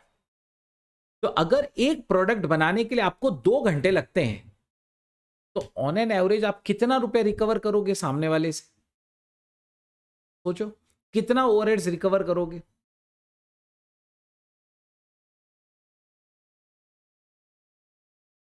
Think over it. आपको 1 घंटे का ऑन एन एवरेज खर्चा 50 रुपए का आता है, हमारे प्रोडक्ट को 2 घंटे लगते हैं। तो अपन सीधा हिसाब रखेंगे, गुंजन सही बेटा आपका जवाब, हम सीधा सीधा हिसाब रखेंगे कि 100 रुपया रिकवर करने का, 1 घंटे का 50 रुपए का खर्चा होता है ऑन एन एवरेज। तो अपन कितना करेंगे, 2 घंटे का हमारा प्रोडक्ट बनता है, 2 घंटे में प्रोडक्ट बन जाता है, तो 100 रुपए के आसपास उसको चार्ज करेंगे। समझ रहे हैं? तो एक्चुअल खर्चा कम ज्यादा हो सकता है, लेकिन हम लोग इस तरीके से खर्चे रिकवर करते रहते हैं शुरू से। कोई डाउट्स, कोई क्वेरीज हो तो बेटा प्लीज पूछो। Come on. This is absorption costing. यहां पर आपको प्रीवियस ईयर्स से क्या करना है, प्रीवियस ईयर्स का खर्चा निकालना है, उसके हिसाब से एस्टिमेट करना है कि इस साल का खर्चा कितना होगा, एस्टिमेट करना है, और फिर हम ये अंदाजा लगाएंगे कि इस साल हम कितना प्रोडक्शन करेंगे, और फिर हम लोग एक एक यूनिट का खर्चा निकालने की कोशिश करते हैं। ठीक है, तो इसको कहते हैं खर्चे एब्सॉर्ब करना। और फिर ऑब्वियस बात है, हमारे एक्चुअल खर्चे कम ज्यादा हो सकते हैं, तो वहां पे नए कंसेप्ट्स आ जाएंगे, अंडर एब्सॉर्प्शन, ओवर एब्सॉर्प्शन। हो सकता है हमने कस्टमर को ज्यादा खर्चा चार्ज कर दिया, हो सकता है कम खर्चा चार्ज किया। Yes, any queries please ask.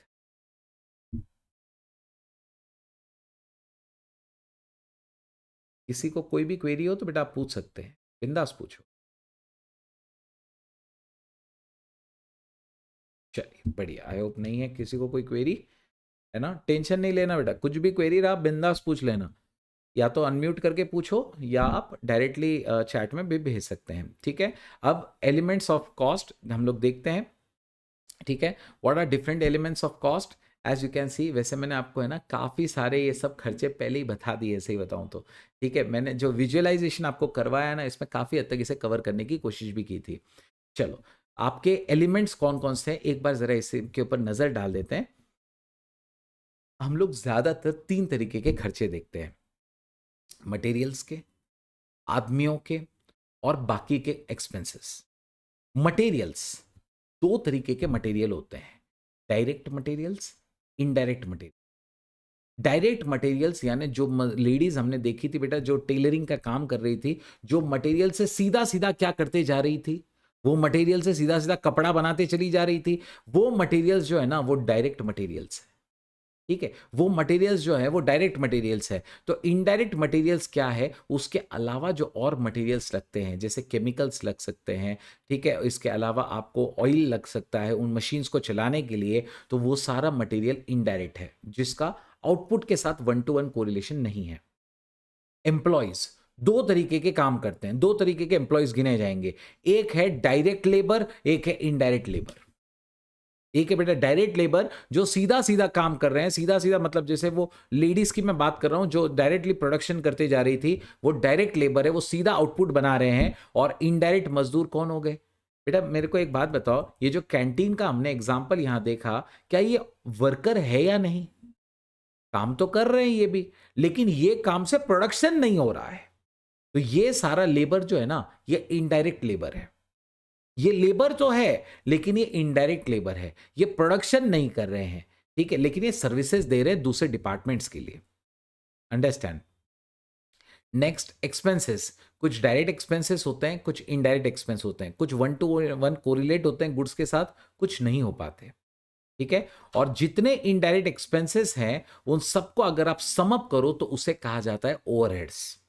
सारे इनडायरेक्ट एक्सपेंसेस का जो टोटल होता है उसे ओवरहेड्स कहते हैं। और वो ओवरहेड्स भी एक्चुअली हम लोग फंक्शन वाइज क्लासिफाई करते हैं, क्या ये प्रोडक्शन के लिए होने वाला ओवरहेड है, क्या ये एडमिनिस्ट्रेशन के लिए होने वाला ओवरहेड है, क्या ये सेलिंग डिस्ट्रीब्यूशन के लिए होने वाला ओवरहेड है। ठीक है, तो ऐसे हम लोग उसे क्या करने की कोशिश करते हैं, उसे हम लोग अलग अलग करने की कोशिश करते हैं।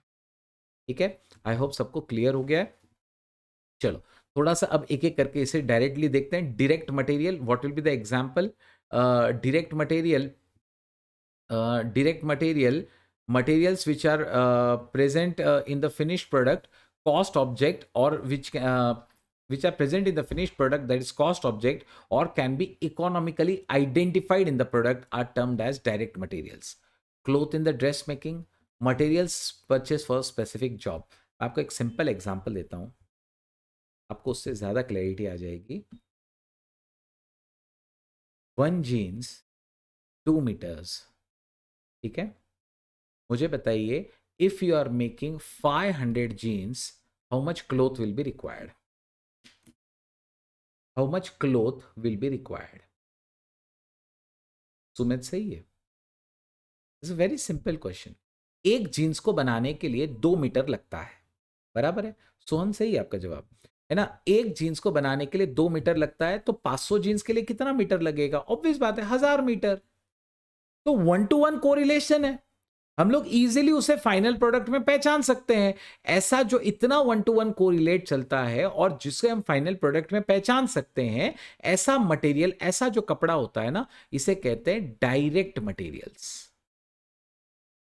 ठीक है, जो डायरेक्टली फाइनल आउटपुट में जाता है, उसको वो और कोई काम के लिए नहीं होता है, वो सीधा फाइनल आउटपुट में चला जाता है.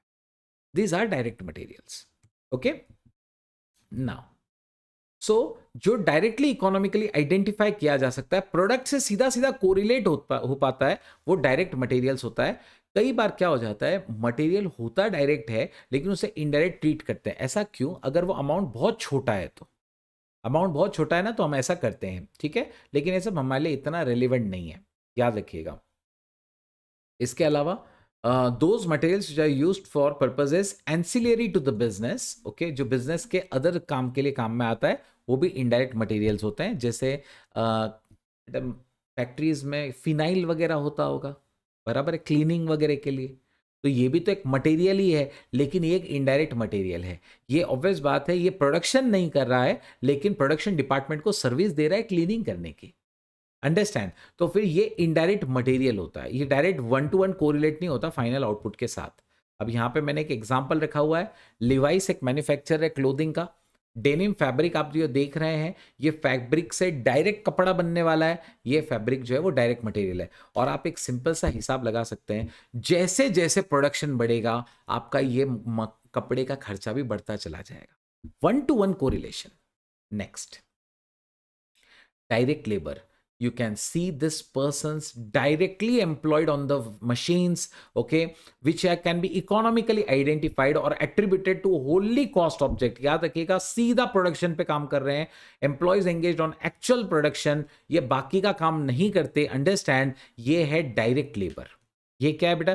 ये डायरेक्ट लेबर का एग्जांपल है, सीधा सीधा मशीन्स पे काम करने वाले मजदूर. हम लोगों ने थोड़ी देर पहले जो लेडीज को देखा था, जो सीधा कपड़ा बनाए जा रही थी, वो भी डायरेक्ट लेबर का ही एग्जांपल था. ठीक है, कोई क्वेरीज यहां तक डायरेक्ट मटेरियल डायरेक्ट लेबर में? परफेक्ट. कुछ भी क्वेरीज हो बिंदास पूछो. ठीक है, direct expenses. Now direct expenses again जिसका 1 to 1 कोरिलेशन होता है, और वो एक स्पेसिफिक ऑब्जेक्ट के साथ हम लोगों मतलब क्या कर सकते हैं, कोरिलेट कर सकते हैं. अब आप लोगों ने यहां देखा कि ये मजदूर ये मशीन्स पे काम कर रहे हैं. ठीक है, अब हम लोगों ने काम चालू किया, फैक्ट्री बनाई, लेकिन अपने पास इतना पैसा नहीं था कि अपन मशीन्स खरीद सकते थे. हम लोगों ने क्या किया, ये जो मशीन्स है ना, ये भाड़े पे लेके आ गए. किस पे लेके आ गए? रेंट पे लेके आ गए. और हिसाब एकदम सिंपल, 1 मीटर कपड़े के पीछे 10 रुपए का रेंट. एकदम सिंपल हिसाब है. 1 मीटर कपड़ा बनाओ, 10 रुपया रेंट. तो सोचो, अगर 5000 मीटर बनाया तो 5000 इंटू 10, 50,000 का खर्चा. 1 to 1 कोरिलेशन.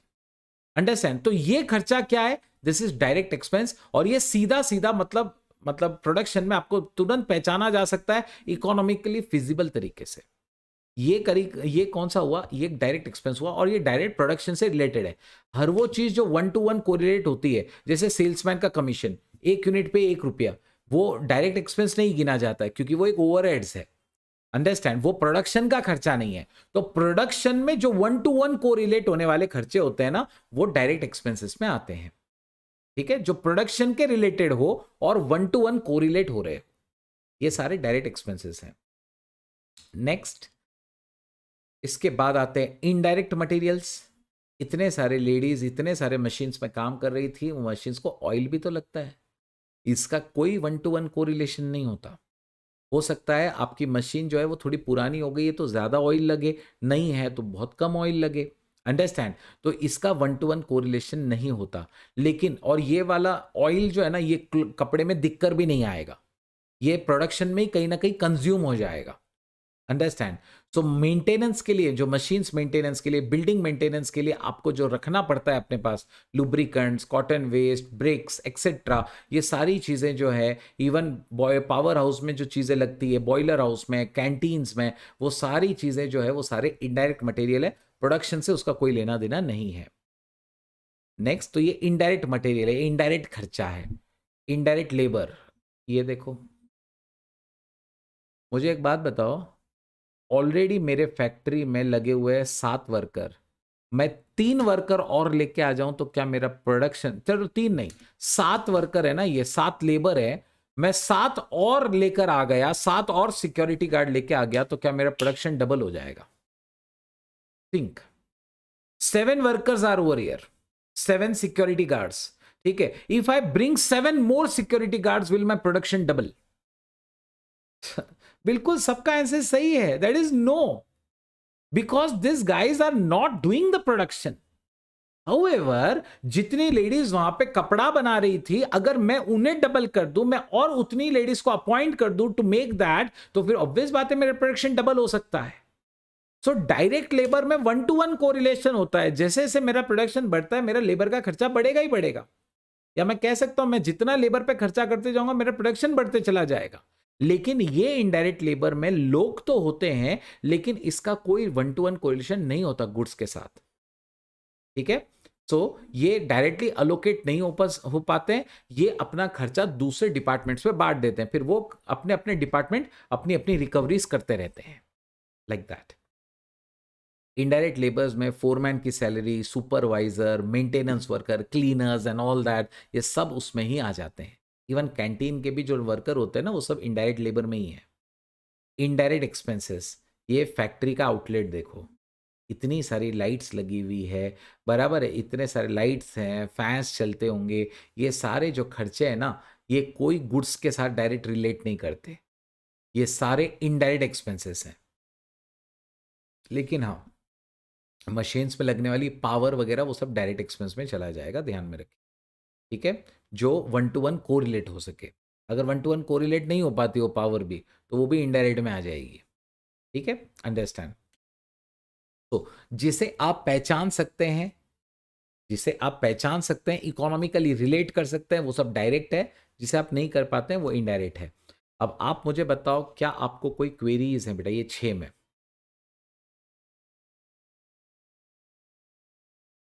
कोई भी queries? Good, good, just the basics. और आज हम क्वेश्चन करने वाले हैं, याद रखिएगा, आज आप रियल कॉस्टिंग करने वाले हैं, ठीक है। आपके टेक्स्ट बुक में एक भी सवाल नहीं है बेटा इस चैप्टर में, ठीक है, लेकिन मैं लेकर आया हूं आपके लिए क्वेश्चन, है ना। ओवरहेड्स, इनडायरेक्ट, सारे इनडायरेक्ट खर्चे को मिलाकर ओवरहेड्स कहते हैं। और अगर हम लोग फंक्शन वाइज देखें ना, तो हो सकता है कि ओवरहेड्स जो है वो प्रोडक्शन से रिलेटेड हो। प्रोडक्शन को वर्क्स ओवरहेड्स भी कहते हैं, मतलब प्रोडक्शन ओवरहेड्स का दूसरा नाम है वर्क्स ओवरहेड्स। वर्क्स यानी वर्कशॉप, ये जहाँ पे प्रोडक्शन चल रहा है ना, वो सब वर्कशॉप ही होती है, जहाँ प्रोडक्शन चल रहा है वो सब वर्कशॉप्स ही होती है। तो प्रोडक्शन और वर्कशॉप्स एक ही है, अंडरस्टैंड। सो प्रोडक्शन ओवरहेड्स बोलिए या वर्क्स ओवरहेड्स बोलिए। सो इनडायरेक्ट एक्सपेंसेस जो होते हैं ना, वो फैक्ट्री को चलाने के लिए जो भी लगते हैं वो सब फैक्ट्री ओवरहेड्स है, फैक्ट्री का रेंट, पावर एक्सेट्रा। एडमिनिस्ट्रेशन खर्चे, हमने कॉर्पोरेट ऑफिसेस देखे, बराबर है, तो उधर होने वाले, उधर की ऑफिस की लाइट्स, ऑफिस के रेंट एक्सेट्रा, ऑफिस का टेलीफोन, इलेक्ट्रिसिटी, ये सारे एडमिनिस्ट्रेशन के ओवरहेड्स हैं। सेलिंग के ओवरहेड्स हम लोगों ने देखे, एडवर्टाइजमेंट के खर्चे, सेल्समैन के सैलरीज वगैरह, सेल्समैन के घूमने के खर्चे, ये सारे सेलिंग ओवरहेड्स हैं, मार्केटिंग में काम आते हैं। डिस्ट्रीब्यूशन, याद है हम लोगों ने कोको कोला की वो ये देखी ट्रक, तो वो ट्रक के खर्चे, उसके लोडिंग के खर्चे, पैकिंग के खर्चे, वेयर हाउसिंग के खर्चे, ये सारे डिस्ट्रीब्यूशन ओवरहेड्स हैं। तो ये सब हम लोग ऐसे अलग अलग क्लासीफाई कर सकते हैं, ठीक है। And now will be making a cost sheet. How do you actually make a statement जिसमें हमें पता चलेगा कि कॉस्ट कितनी हुई है। Come on, let us make a cost sheet, ठीक है। आपको ये कॉस्ट शीट बनानी है, बड़ी कॉस्ट शीट है, याद रखिएगा ऑलमोस्ट 1 से 1.5 पेज आपके रजिस्टर का लगेगा, ठीक है। 1 से 1.5 पेज आपके रजिस्टर का लगेगा। It's a big cost sheet. मेरे इसमें भी मैंने 4 स्लाइड्स में उसे कवर किया हुआ है, ध्यान में रखिए। So it is a big cost sheet, remember, ठीक है। मैं थोड़ा सा कोशिश करूंगा कि शॉर्ट में लिखा पाऊं आपको। चलिए, make a cost sheet, heading डाल दीजिए। This is very important thing. Now we are actually coming to the practical part of the subject now. Come on, write on a heading cost sheet.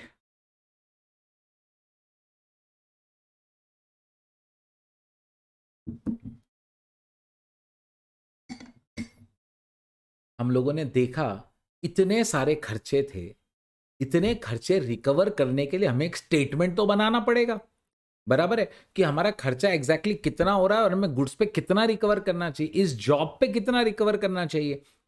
वो statement को ही cost sheet कहते हैं। Systematic तरीके से हम लोग जब कॉस्ट निकालते हैं ना, वो कॉस्ट शीट होती है। Make 2 columns particular rupees. उसमें सबसे पहले शुरुआत होती है रॉ मटेरियल कंज्यूम्ड से। रॉ मटेरियल कंज्यूम्ड, ठीक है। आप लोग क्विक लिखते चलेंगे, है ना, साथ साथ में, क्योंकि आपको ये बनानी है वापस। कॉस्ट रॉ मटेरियल कंज्यूम्ड, जिसमें हम लोगों ने जितना परचेस किया वो आ जाता है। याद रखिएगा, रॉ मटेरियल्स को लाने का भी जितना खर्चा होता है, जैसे फ्रेट हो गया, उनको लाने का ड्यूटीज टैक्सेस कुछ हो गया, हो सकता है हमें कुछ डिस्काउंट मिला है तो डिस्काउंट कट करके वो सब आपको यहाँ ही एडजस्ट करना है और आपको रॉ मटेरियल का खर्चा मिलेगा। फिर उसमें आप पिछले साल का अगर कुछ स्टॉक पड़ा था आपके पास तो ओपनिंग स्टॉक ऐड करेंगे और closing stock of raw material less करेंगे, रॉ मटेरियल कंज्यूम मिलेगा। बाय द वे, किसी को याद है ये आपने फाउंडेशन में कहीं देखा है? कहीं तो देखा है आपने इसे फाउंडेशन में?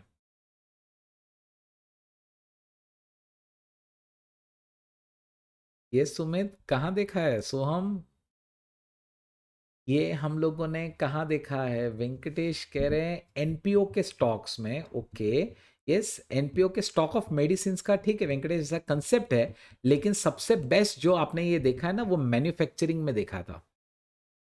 जय इन्वेंटरीज में नहीं बेटा, ये मैन्युफैक्चरिंग में था। यस सोहम, बिल्कुल सही है। This was in manufacturing accounts. Manufacturing accounts पूरे ऐसे ही शुरुआत होता था। Raw material consumed, direct labour उसमें ऐड करो, डायरेक्ट एक्सपेंसेस ऐड करो, तो आपको प्राइम कॉस्ट मिलता था। You remember? बिल्कुल बिल्कुल यही है बेटा, कम ऑन। तो चलो, आप भी रॉ मटेरियल कंज्यूम का पहले चार्ट बनाएंगे, फिर उसमें डायरेक्ट लेबर हम लोग ऐड करेंगे और हमें फिर डायरेक्ट एक्सपेंसेस ऐड करने हैं, ठीक है। डायरेक्ट एक्सपेंसेस हमें ऐड करने हैं तो हमें क्या मिलेगा? Prime cost. कम ऑन, ये ऐड करो प्राइम कॉस्ट। जब आपका प्राइम कॉस्ट तक हो जाए मुझे डन लिखकर भेज दो, तो मैं अगली स्लाइड स्लो करूंगा फिर, ठीक है। तो तीनों डायरेक्ट खर्चे याद रखना, तीनों डायरेक्ट खर्चे मिला के प्राइम कॉस्ट होता है। तीनों direct, direct material, direct labour, direct expense, तीनों डायरेक्ट मिला दो तो प्राइम कॉस्ट हो जाएगा। अगर आपका लिख कर हो जाए तो मुझे डन भेज दीजिएगा, तो मैं अगली स्लाइड बताता हूं।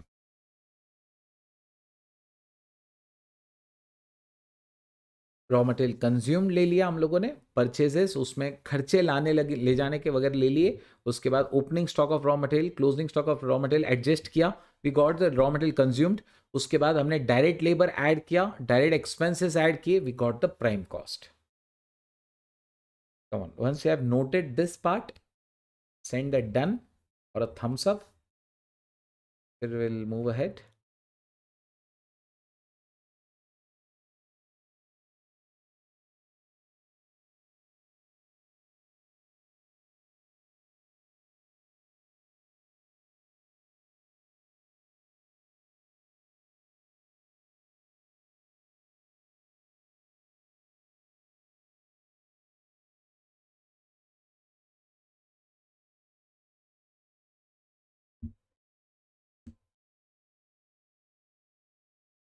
चलिए डन,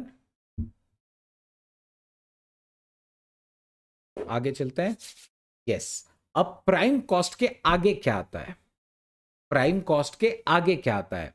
तो प्राइम कॉस्ट के आगे आता है, okay okay okay okay, I got a request, 2 minute, please finish. I thought हो गया बेटा सबका।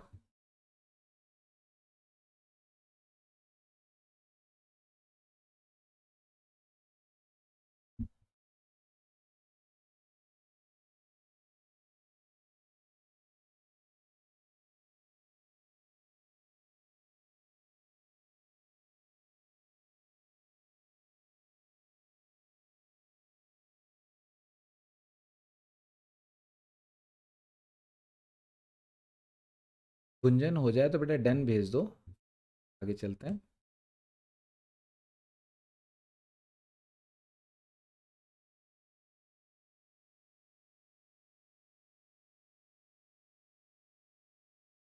चलो नेक्स्ट।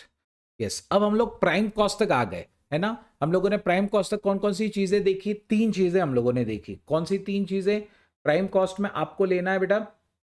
क्या बोलते हैं, आपको डायरेक्ट, तीनों direct, direct material, direct labour और डायरेक्ट एक्सपेंसेस, तीनों को मिला दिया तो क्या मिल जाएगा? हमें मिल जाएगा बेटा, तीनों को मिलाने के बाद प्राइम कॉस्ट। अब प्राइम कॉस्ट के बाद क्या ऐड होता है? प्राइम कॉस्ट के बाद ऐड होते हैं फैक्ट्री ओवरहेड्स। एक मिनट आप यहाँ पे रुकेंगे थोड़ा सा। फैक्ट्री ओवरहेड्स के और भी बहुत सारे नाम हैं। Factory overheads, works overheads, manufacturing overheads, manufacturing overheads, production overheads. ठीक है, ये सारे उसके अलग अलग नाम हैं। ये सारे बेटा उसके अलग अलग नाम हैं, ध्यान में रखिएगा। Works overheads, factory overheads, manufacturing overheads, production overheads, ये सब एक ही हैं। प्रोडक्शन के रिलेटेड इनडायरेक्ट खर्चे, आप सिर्फ इतना ध्यान में रखना, प्रोडक्शन के रिलेटेड इनडायरेक्ट खर्चे कौन कौन से होते हैं? जैसे स्पेयर पार्ट्स वगैरह, मशीन्स में तो लगते ही है। रिपेयर्स वगैरह मशीन्स का, मशीन्स का डिप्रिसिएशन, मशीन्स का इंश्योरेंस का खर्चा, बिल्डिंग्स का, फैक्ट्री की बिल्डिंग का भी तो रिपेयर्स करना पड़ता है आपको, इंश्योरेंस कराना पड़ता है। ये सारा खर्चा, क्योंकि ये सब फैक्ट्री के ही रिलेटेड है, ये सब फैक्ट्री के ओवरहेड्स में आता है। पोल्यूशन कंट्रोल इक्विपमेंट्स लगाने पड़ते हैं आपको, उनका मेंटेनेंस करना, ये सारे फैक्ट्री ओवरहेड्स में आएगा। आपको क्या क्या करना है, आपको सिर्फ इतना याद रखना है कि फैक्ट्री के रिलेटेड होने वाला सारा खर्चा फैक्ट्री ओवरहेड होता है। ठीक है, तो आप ये हेडिंग यहां पे सिर्फ इतना लिख दो, एड फैक्ट्री ओवरहेड्स, और शॉर्ट में all expenses related to plants, factories, production etcetera, ऐसा लिख दो, फिनिश। कम, ये इतना पूरा आपको नहीं बनाना है, क्योंकि ऑब्वियसली बात है, ये तो हम लोग बाद में मतलब नोट्स, मतलब क्वेश्चंस करेंगे, उसमें भी कवर हो ही जाएगा। अंडरस्टूड सी बात है वो। ठीक है, तो आप ग्रॉस फैक्ट्री कॉस्ट आपको मिलेगा, add opening WIP less closing WIP। What is this WIP? Work in process, जिस कपड़े पे काम चल रहा है। ठीक है, जो अभी तक पूरा रेडी भी नहीं है और अब पूरा रॉ मटेरियल भी नहीं है। ठीक है, आधा अधूरा बना हुआ, like that. Add opening WIP less closing WIP, उससे आपको मिलेगा फैक्ट्री कॉस्ट। वैसे यहाँ पे है ना, ये ग्रॉस फैक्ट्री कॉस्ट हर बार लिखते नहीं है, अपन जब कॉस्ट शीट्स बनाते हैं ना, ये नहीं लिखा जाता। हम सीधा ऐड फैक्ट्री ओवरहेड्स करते हैं, add opening WIP less closing WIP gives you factory cost.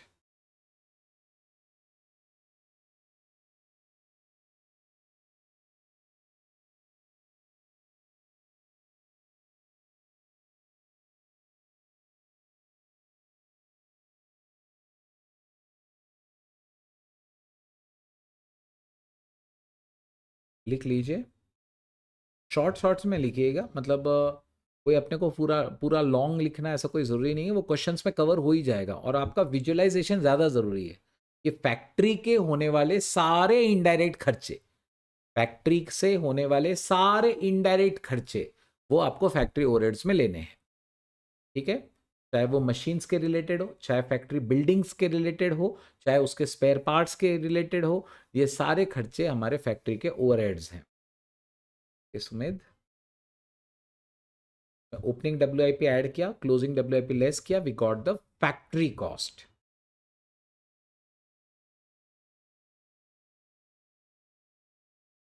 Yes, query पूछो।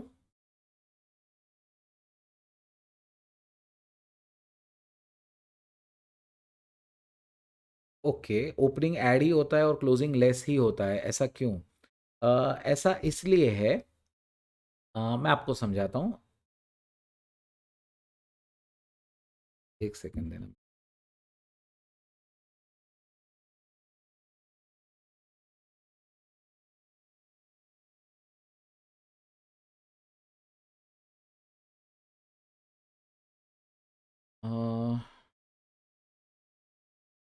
मान लो मैंने इस साल प्रोड्यूस किए 10,000 यूनिट्स, ठीक है, 10,000 यूनिट्स प्रोड्यूस किए।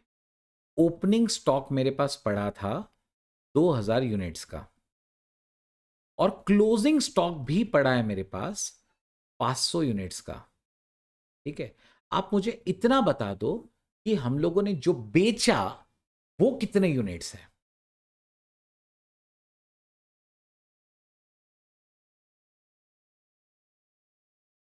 ऑब्वियस बात है, हम लोगों ने प्रोड्यूस किए 10,000, साल के शुरुआत में 2,000 थे मेरे पास ऑलरेडी, तो 12,000 तो थे मेरे पास, और 500 मेरे पास अभी भी स्टॉक में पड़ा है, तो मैंने कितना बेच दिया होगा। यस, सोम आपका भी जवाब सही है, वेंकटेश आपका भी जवाब सही है।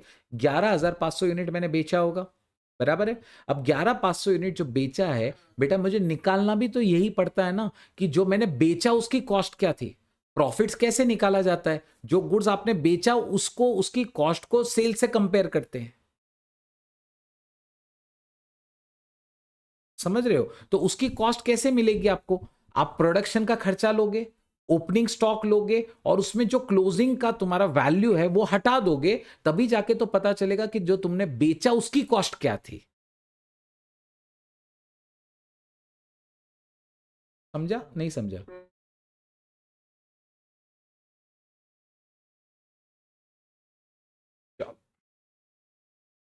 तो नोट कर लीजिए ये वाला पार्ट।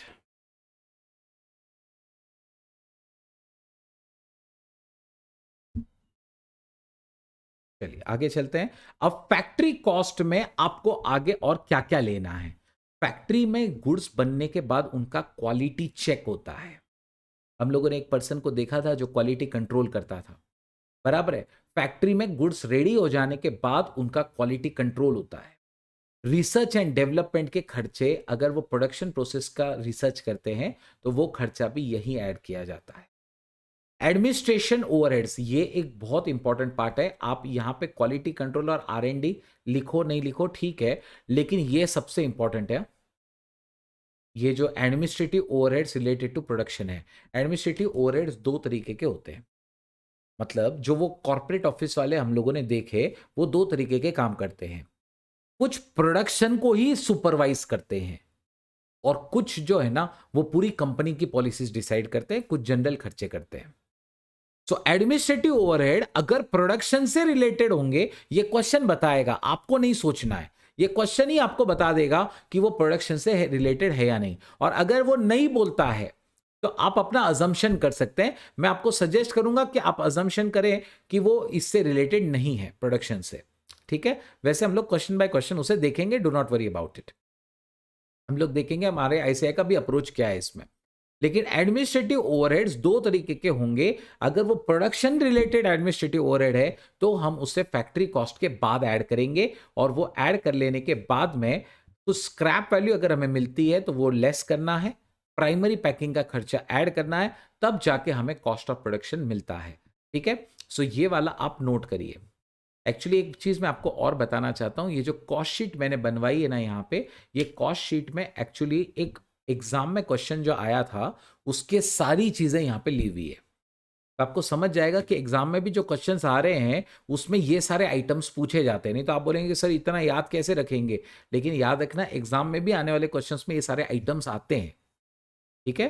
तो चलिए, क्वालिटी कंट्रोल कॉस्ट ऐड करो, रिसर्च एंड डेवलपमेंट का कॉस्ट ऐड करेंगे, शॉर्ट में लिखते जाओ, add quality control cost, add R&D cost, add ये वाला पूरा लाइन आपको लिखना है। एडमिनिस्ट्रेशन ओवरहेड अगर प्रोडक्शन के रिलेटेड है तो ही आपको यहां ऐड करना है, अगर प्रोडक्शन से रिलेटेड नहीं है तो वो बाद में ऐड होते हैं। Administrative overheads related with production.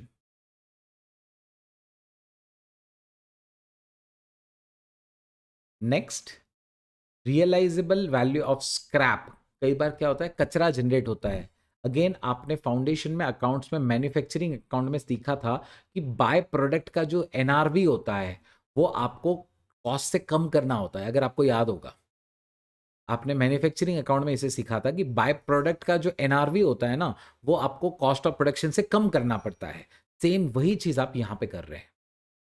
Scrap और वेस्ट का अगर कुछ रियलाइजेबल वैल्यू है तो आप यहाँ पे लेस करेंगे, प्राइमरी पैकिंग कॉस्ट आपको ऐड करनी है और आपको कॉस्ट ऑफ प्रोडक्शन मिल जाएगी।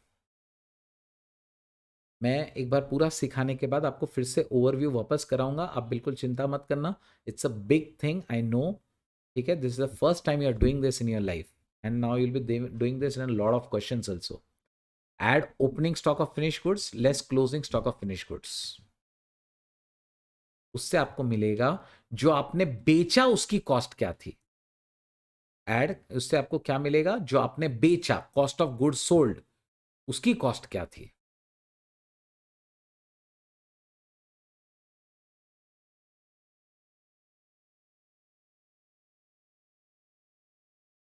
ठीक है, तो will be doing a example just after this, मतलब एक बार हम लोग कॉस्ट शीट कंप्लीट किए कि just after this will be doing one question also, तो आपको पूरा आइडिया आ जाएगा कि हमें किस तरीके से एक्चुअली से बनाना होता है। और याद रखना, क्वेश्चन में जितने आइटम होते हैं अपने को उतने ही लिखने होते हैं, अपने को पूरा हर बार नहीं बनाना होता है। ठीक है, अपने क्वेश्चन में जितने मिलेंगे ना आइटम उतने ही अपन बनाने वाले हैं। Done everyone, perfect. चलो next, this is the last part. Cost of goods sold के बाद हम लोग अगर जनरल एडमिनिस्ट्रेशन के खर्चे हैं, जैसे ऑफिस बिल्डिंग का डेप्रिसिएशन, जनरल मैनेजर का सैलरी, इंडिपेंडेंट डायरेक्टर्स का सैलरी, ठीक है, ये सब अपन एंड जनरल ओवरहेड्स में ले लेते हैं। इधर ही कॉस्ट ऑफ गुड्स सोल्ड के बाद सेलिंग ओवरहेड्स आते हैं, जिसमें सेल्समैन के खर्चे, sales building office, sales office का अगर अलग ऑफिस है तो उसके रिपेयर वगैरह के खर्चे, सेल्स मैनेजर के खर्चे, उनके परफॉर्मेंस बोनसेस वगैरह, ये सब यहीं पे ऐड होते हैं। डिस्ट्रीब्यूशन के ओवरहेड्स वो भी यहीं आते हैं। और ये सब ऐड करके कॉस्ट ऑफ गुड्स सोल्ड में ये ऐड करके आपको क्या मिल जाता है, you get the cost of sales. This is the last thing. वैसे इस कॉस्ट ऑफ सेल्स में अगर आप सिर्फ प्रॉफिट ऐड कर दो ना, ऐड प्रॉफिट, तो आपको मिलेगा सेल्स। ठीक है, ये आप साइड में लिख के रख सकते हैं, cost of sales plus profit equal sales.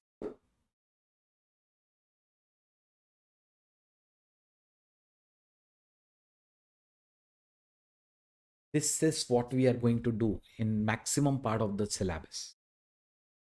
We're making this cost sheets, but the format of the cost sheets will keep on changing. Every question has its own requirements. This is a dynamic subject, remember this. You can't be stagnant कि ये नहीं ऐसा है तो ऐसा ही रहेगा, नहीं, ये बिल्कुल एक डायनामिक सब्जेक्ट है, याद रखिएगा।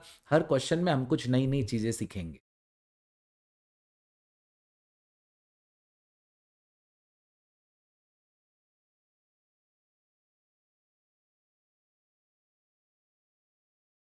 जो अ,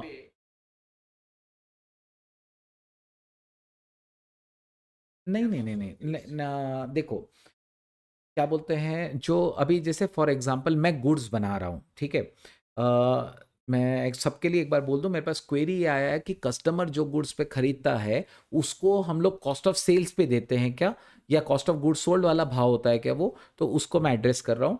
देखिए, कस्टमर जब गुड्स खरीदता है ना, तो कस्टमर ना आपको ये दे रहा है ना आपको ये दे रहा है।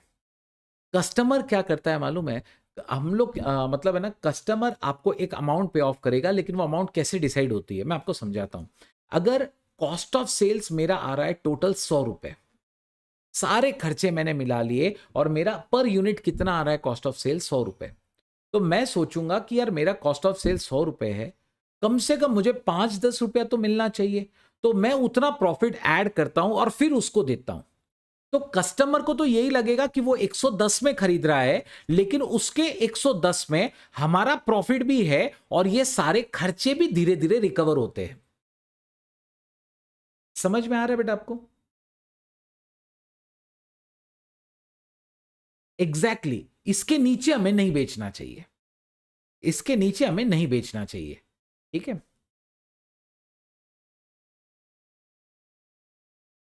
वैसे एक और चीज आपको बताऊंगा, ये है ना, एक्चुअली मैं जो वर्ड आपको बोल रहा हूँ कि इसके नीचे हमें नहीं बेचना चाहिए, शुरुआत में समझने के लिए ठीक है, लेकिन जब मैं मार्जिनल कॉस्टिंग आपको सिखाऊंगा तो आपको कुछ और चीज़ें यहाँ पे सीखने को मिलेंगी। मैं आपको समझाता हूँ।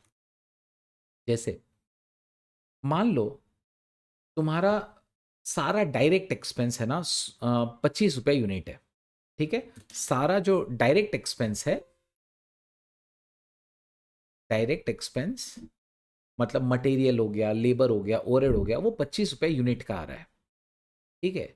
एक कस्टमर आता है और तुम्हारी मशीन्स बिल्कुल खाली पड़ी है, एकदम खाली पड़ी है, आइडल पड़ी है। तुम्हारा अगर तुम ओवरहेड्स इसमें ऐड करते हो, ओवरहेड्स, ठीक है, तो तुम्हारे ओवरहेड्स आते हैं 15 रुपए के, तो तुम्हारी ऐसे कॉस्ट 40 रुपए हो जाती है, ठीक है। ओवरहेड जो चलते जा रहे हैं अपन रिकवर करने की कोशिश कर रहे हैं। एक कस्टमर आता है और वो कस्टमर बोलता है कि मैं आपको गुड्स का 33 रुपीज ही दूंगा, चलो 33 नहीं लेते हैं, एक काम करते हैं, लेट्स से 31 रुपीज ही दूंगा। आपकी मशीन्स आइडल पड़ी है। मुझे एक बात बताओ, क्या आपको ये कॉन्ट्रैक्ट करना चाहिए या नहीं करना चाहिए? यहां पर ओवरहेड्स में ना मशीन्स का डेप्रिसिएशन है। आप चाहो मत चाहो ये खर्चा रुकेगा नहीं, इस बात को याद रखो। आप चाहो मत चाहो ये खर्चा रुकने वाला नहीं है, और मशीन्स अभी खाली पड़ी है, ठीक है। एक कस्टमर आ रहा है, वो 31 रुपए देने को तैयार है गुड्स का। क्या आप ये कॉन्ट्रैक्ट लोगे या नहीं लोगे? This question is for everyone, come on. जिसने क्वेरी पूछी वो अनम्यूट करके बताए, बाकी के चैट बॉक्स में भेज सकते हैं। बिल्कुल सारे जन मेरे को बिल्कुल सही जवाब दे रहे हैं, आप भी बराबर बोल रहे हैं, चैट में भी सारे जवाब सही आ रहे हैं कि हमें कर लेना चाहिए कॉन्ट्रैक्ट। क्यों करना चाहिए? कि क्योंकि कम से कम ऐसे भी खाली पड़ी है मशीन्स, तो 25 रुपए की जो चीज है उसका कम से कम हमें 31 रुपए मिलेंगे, तो पूरे 15 नहीं 6 रुपए तो रिकवर हो जाएंगे। Are you getting the point? ये तो डेप्रिसिएशन है, ये तो संक कॉस्ट है, मतलब ये तो होने ही वाला है ना। इसको तो आप रोक भी नहीं पाओगे, लेकिन बस ये करने से कम 6 रुपए तो हमारे रिकवर हो जाएंगे, तो हमारा खर्चा थोड़ा कम हो जाएगा। Are you getting the point? ठीक है। तो हम लोग इन जनरल क्या करते हैं बेटा, हम लोग इन जनरल ये वाला भाव सेट करने की कोशिश करते हैं, लेकिन ये हमें रिकवर करना चाहिए। प्रैक्टिकल लाइफ में हमेशा ये हो नहीं पाता। तो वो जो अभी अपन ने सीखा ना, उसको मार्जिनल कॉस्टिंग या रेलेवेंट कॉस्टिंग कहते हैं, और प्रैक्टिकल लाइफ में ये फॉलो होता है। प्रैक्टिकल लाइफ में ये फॉलो होता है। आज की हालत देखकर आपको डिसीजंस लेने होंगे। क्लियर? चलिए, एवरीबॉडी डन?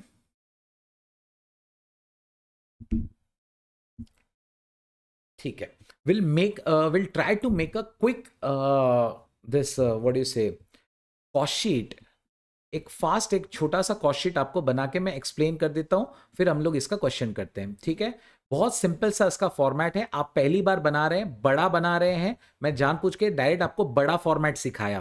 पहले छोटा सिखाऊं और फिर बड़ा सिखाऊं ना, प्रॉब्लम क्या हो जाएगा कि आपको बाद में फिर कंफ्यूजन क्रिएट होगा कि कौन सी चीज कहाँ जाती है। मैं आपको फटाफट फटाफट सिखा देता हूं। कॉस्ट शीट में सबसे पहले आता है डायरेक्ट मटेरियल कंज्यूम्ड, फिर उसमें ऐड करते हैं डायरेक्ट लेबर, डायरेक्ट एक्सपेंसेस, ये सब ऐड हो जाने के बाद मिलता है हमें प्राइम कॉस्ट। क्या मिल जाता है? Prime cost. इसमें आप क्या करते हैं, इसमें आप फैक्ट्री ओवरहेड्स ऐड करते हैं, ठीक है। फैक्ट्री ओवरहेड्स ऐड कर देते हैं, और WIP, opening closing WIP add less करते हैं, ठीक है। और ये कर लेने के बाद आपको क्या मिल जाता है? प्राइम कॉस्ट हो गया, फैक्ट्री ओवरहेड्स कर लिया, ये करने के बाद हमें फैक्ट्री कॉस्ट मिलता है। फैक्ट्री कॉस्ट मिल जाने के बाद में हम लोग क्या करते हैं, इस फैक्ट्री कॉस्ट के अंदर हम लोग कुछ ओवरहेड्स और ऐड करते हैं, जैसे for example quality control, R&D। ये इतने काम के नहीं है, लेकिन एडमिनिस्ट्रेशन वाला ज्यादा काम का है। एडमिनिस्ट्रेशन ओवरहेड्स अगर प्रोडक्शन रिलेटेड है, एडमिनिस्ट्रेशन ओवरहेड्स अगर प्रोडक्शन रिलेटेड, जो हमने यहां पे देखा था, ठीक है। फैक्ट्री कॉस्ट में हम लोग क्वालिटी कंट्रोल, R&D, एडमिनिस्ट्रेटिव अगर प्रोडक्शन रिलेटेड है वो ऐड करते हैं, तो हमें क्या मिल जाता है? Cost of production. Cost of production मिल जाता है, बराबर है। ये हो जाने के बाद में हम इसमें क्या करते हैं आगे, ये हो जाने के बाद में हम लोग इसमें एडलेस करते हैं ओपनिंग क्लोजिंग फिनिश गुड्स।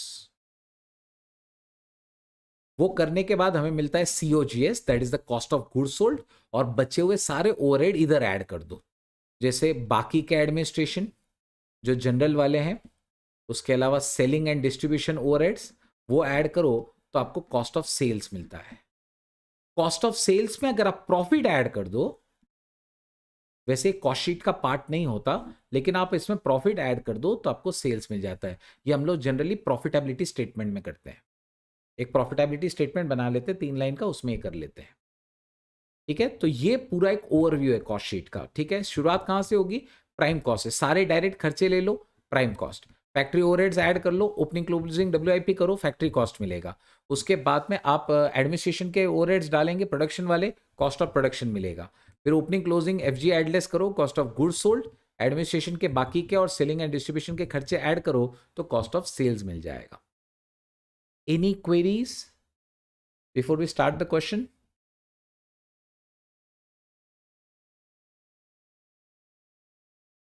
चलो,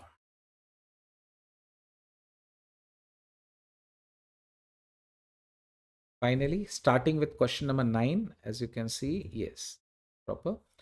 The following data relates to the manufacture of a standard product during the month of April. Raw material 1,80,000. Direct wages is given 90,000. Okay, direct wages is 90,000. Then you have machine hours worked. Okay, machine hours worked. आज machine ने 10,000 घंटे काम किया है और machine are का rate है पर आर ₹8। I will explain it to you, okay, don't worry. Administration overheads 35,000 rupees general है। Selling overheads per unit is ₹5। Units हमने प्रोड्यूस किए 4,000। ठीक है, फिर हम लोगों ने यूनिट सेल किए। हम लोगों ने कितने यूनिट सेल किए? 3600 सेल किए। सेलिंग प्राइस पर unit is 125। You are required to prepare a cost sheet in respect of the following, showing cost per unit and the profit for the month. ठीक है, कॉस्ट पर यूनिट भी आपको निकालना है और profit for the month भी आपको निकालना है। ठीक है, तो आपको क्या करना होगा? You will make particulars rupees rupees, 2 columns. Okay, particulars rupees rupees, ऐसे आपको 2 कॉलम्स बनाने होंगे। ध्यान में रखिए। So I just make a statement over here. Come on, start making a cost sheet, a basic format of cost sheet.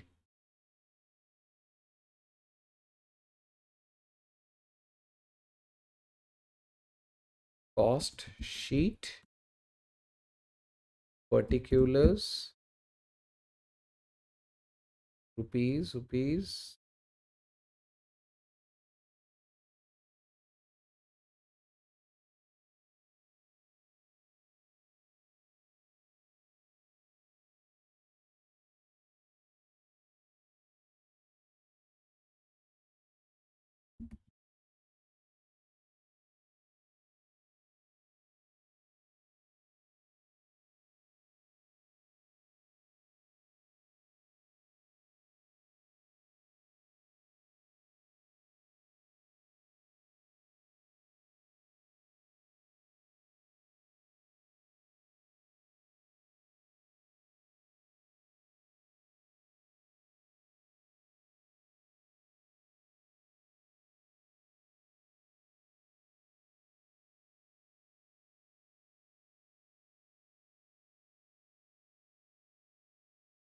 We are ready with the cost sheet. Now let us start.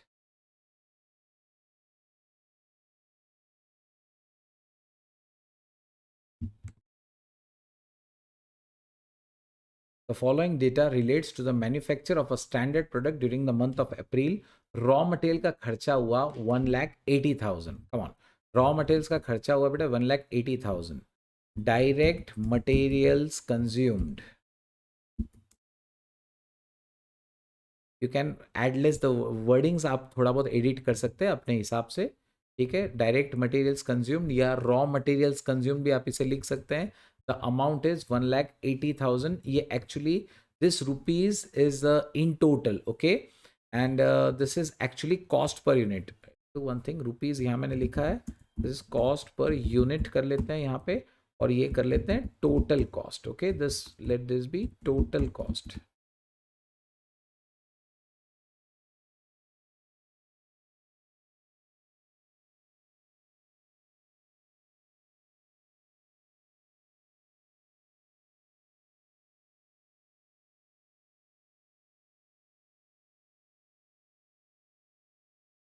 Direct material consumed is 1,80,000, 1,80,000, और हम लोग कितने units बना रहे थे? 4,000 units बना रहे थे। तो डिवाइड दिस बाय 4,000, तो हमारा पर यूनिट का खर्चा कितना हुआ बेटा? 45 रुपीज़ होगा। पर यूनिट का हमारा खर्चा कितना होगा? 45 रुपीज़ का होना है।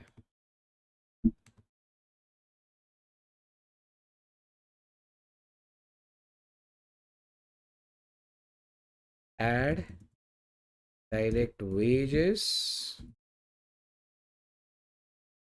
that is 90,000, अगेन यूनिट्स तो उतने ही है, तो आपका पर यूनिट का खर्चा 22.5 रुपये। पर यूनिट का आपका खर्चा 22.5 रुपये। बेटा जब मैं सॉल्विंग कर रहा हूँ, आपको कुछ भी दिक्कत हो आप बिंदास अनम्यूट करके पूछ लेना। कुछ डायरेक्ट एक्सपेंसेस है क्या? Machine hours work, machine hour rate, administration, selling, नहीं, कोई भी डायरेक्ट एक्सपेंस नहीं है। तो ये दोनों ऐड करके हमें मिल जाएगा prime cost. Prime cost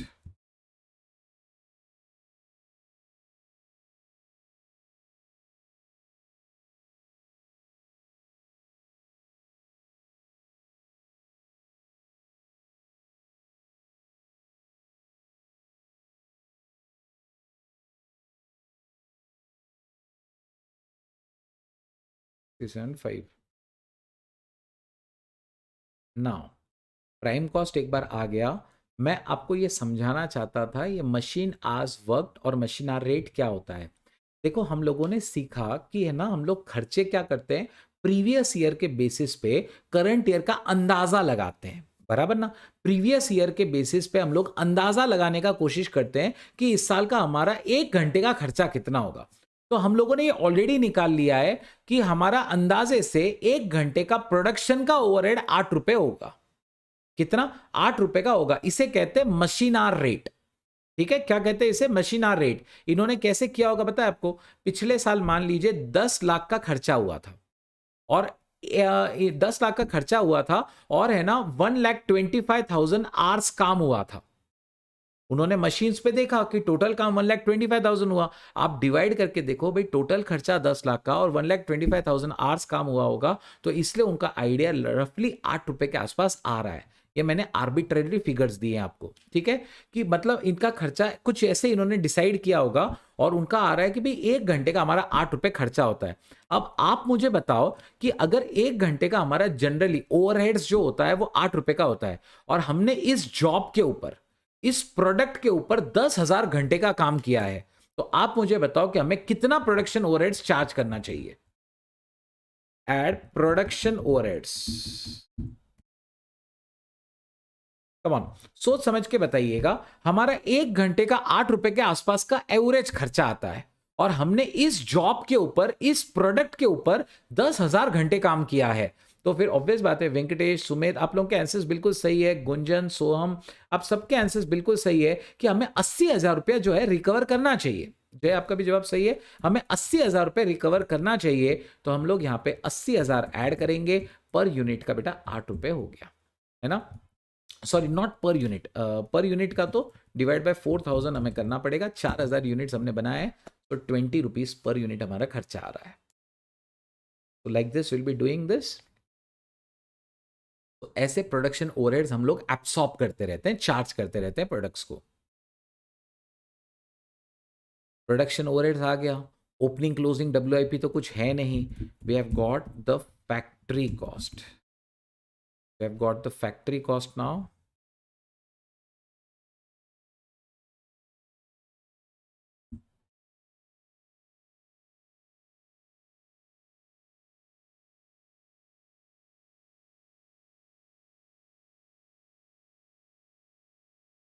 We have got the factory cost, right? Once we have got the factory cost, इसके बाद हमें, ये तो आप देख सकते हैं एडमिनिस्ट्रेशन ओवरहेड्स 35,000 है, लेकिन ये जनरल है, ये भी सेलिंग ओवरहेड्स है, ये सब कॉस्ट ऑफ प्रोडक्शन के बाद में आता है, ये सब कॉस्ट ऑफ प्रोडक्शन के बाद में आता है, ठीक है। यूनिट्स प्रोड्यूस्ड आपको दिया हुआ है, और यूनिट्स सोल्ड भी आपको दिया हुआ है। यूनिट्स प्रोड्यूस्ड अलग है बेटा, यूनिट्स सोल्ड अलग है, समझने की कोशिश करो। तो यूनिट्स प्रोड्यूस्ड अलग है, यूनिट्स सोल्ड अलग है, इसका मतलब साफ है कि there is some closing stock also, there is some closing stock also for the month of April. तो हम लोग यहां पे क्या करेंगे, फिनिश गुड्स का बेटा इस फैक्ट्री कॉस्ट में हम लोग एडलेस करेंगे फिनिश गुड्स, राइट। हम लोग को यहाँ पे फिनिश गुड्स एडलेस करना पड़ेगा। इसमें कोई प्रोडक्शन ओवरहेड्स तो है नहीं, कोई क्या बोलते हैं एडमिनिस्ट्रेशन ओवरहेड्स भी है नहीं, राइट। आपको याद होगा ये स्लाइड में हमने देखो ये यहाँ पे दिया था, ये वाला फैक्ट्री कॉस्ट हमारे आने के बाद में ये सब करना था, लेकिन ये सब नील है इस बार, ये कुछ भी नहीं है। तो हमारा कॉस्ट ऑफ प्रोडक्शन मोर और लेस आ चुका है, तो हम सीधा सीधा ओपनिंग क्लोजिंग एफजी इसमें एडलेस कर लेंगे, तो जाके हमें कॉस्ट ऑफ गुड्स सोल्ड मिल जाएगा। ठीक है, सो एडमिनिस्ट्रेशन ओवरहेड्स पहले मैं यहां पे लिख देता हूं, add administration overheads related to production.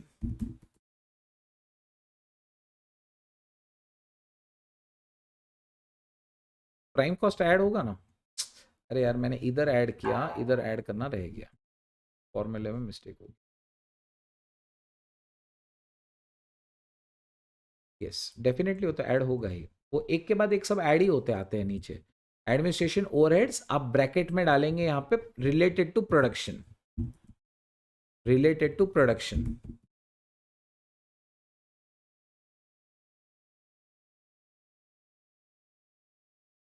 बिल्कुल नील है इस बार, कुछ भी नहीं है, तो यू कैन इग्नोर, आपको मिल गया कॉस्ट ऑफ प्रोडक्शन। मैंने सिर्फ यही वाला क्यों लिखा है मालूम, ये सबसे इंपॉर्टेंट है, बाकी R&D वो सब इतना इंपॉर्टेंट नहीं है।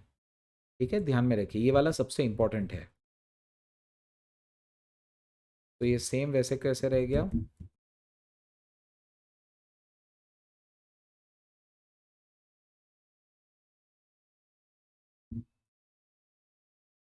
Next add opening stock of finish goods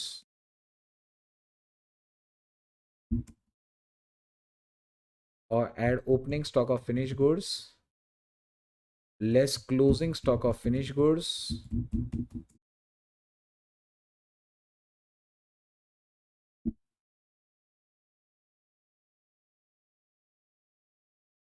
opening stock तो कुछ था नहीं, लेकिन क्लोजिंग स्टॉक जरूर है, क्लोजिंग स्टॉक जरूर है।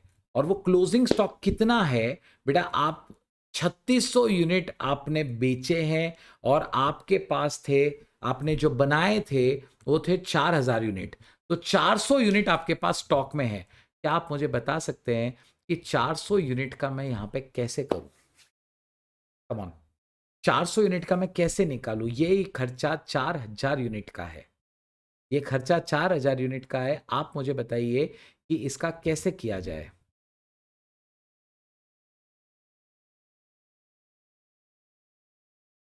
इसका वैल्यूएशन कैसे निकालूं मैं। ये खर्चा 4000 यूनिट का है, डिवाइड बाय 4000, एक यूनिट का मिलेगा, मल्टीप्लाई बाय 400, ठीक है, मल्टीप्लाई बाय 400, तो आपको पता चलेगा कि जो क्लोजिंग स्टॉक है उसका वैल्यूएशन कितना होगा। तो वो आ रहा है -35,000, वो आ रहा है बेटा -35,000।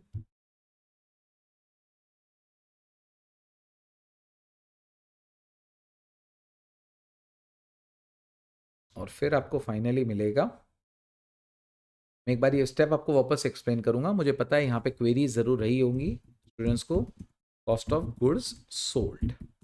एक बार वापस एक्सप्लेन करता हूँ मैंने इसे कैसे निकाला।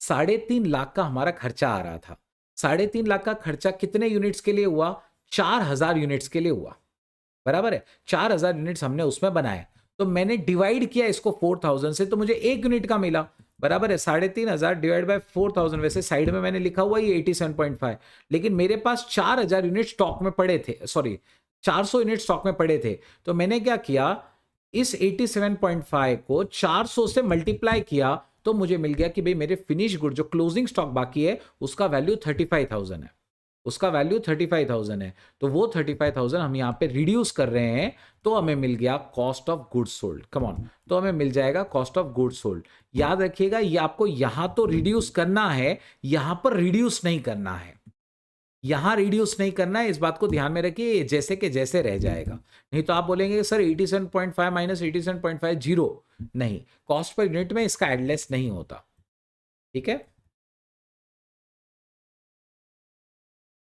We have got the cost of goods sold. Now अब इसके बाद क्या क्या बाकी है?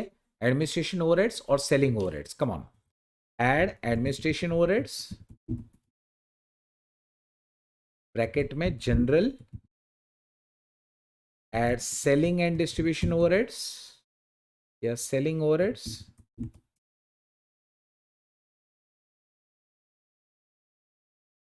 तो एडमिनिस्ट्रेशन ओवरहेड्स है 35,000।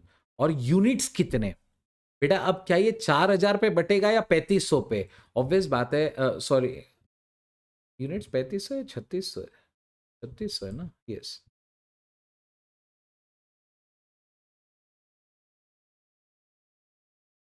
तो ये अब 3500 पे बटेगा या 3600 पे, सॉरी 3600 पे बटेगा या 4000 पे? तो ऑब्वियस बात है 3600 पे ही बटने वाला है, याद रखिएगा। सो दिस डिवाइड बाय 3600, ये आ रहा है 9.72 पर यूनिट।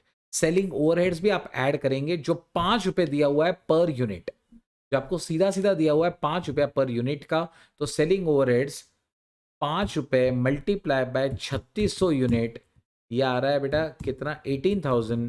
तो हमारा टोटल आ जाएगा cost of sales, cost of sales हमारी टोटल कितनी हुई?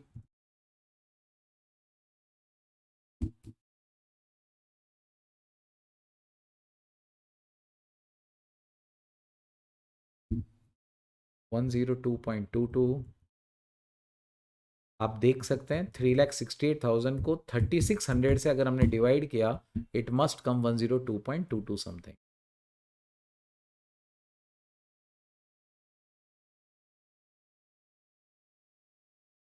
मैंने 3600 यूनिट्स पे उसे डिवाइड किया। देखो ये जो एडमिनिस्ट्रेशन ओवरहेड्स का खर्चा हुआ था, एडमिनिस्ट्रेशन ओवरहेड्स का खर्चा 35,000 का है, लेकिन एडमिनिस्ट्रेशन ओवरहेड्स कब आ रहे हैं समझने की कोशिश करो, वो फिनिश गुड्स का क्लोजिंग स्टॉक हटाने के बाद आ रहे हैं।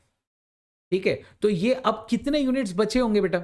देखो पहले 4,000 यूनिट्स चल रहे थे कंटिन्यूअस, मैंने 400 यूनिट यहां से हटा दिए थे क्लोजिंग स्टॉक में, तो मेरे पास कितने यूनिट्स बचे होंगे? 3600। तो ये जो खर्चा है 35,000 का, ये 3600 यूनिट्स पे हुआ होगा।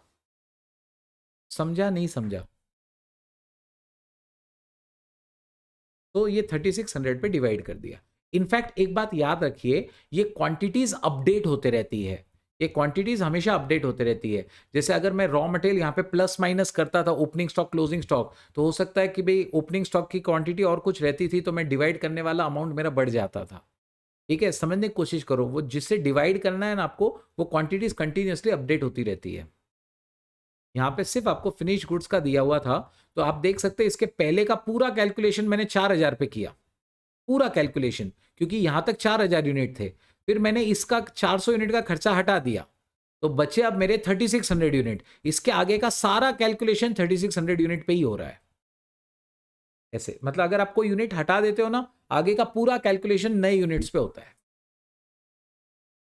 तो ये हमारा कॉस्ट ऑफ सेल्स आ गया। एक उसने कॉस्ट ऑफ सेल्स आपको निकालने को कहा था, ठीक है, और एक उसने प्रॉफिटेबिलिटी भी पूछा था, what will be the profit for the month. Come on निकाल लीजिए।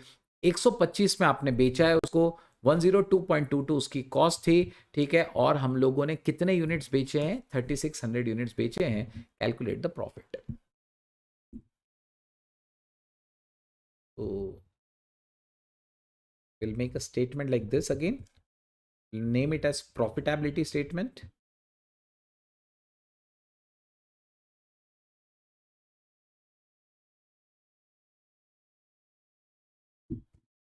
Profitability statement, particulars, total and per unit.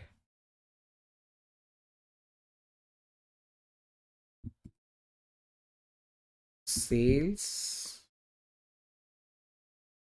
less cost of sales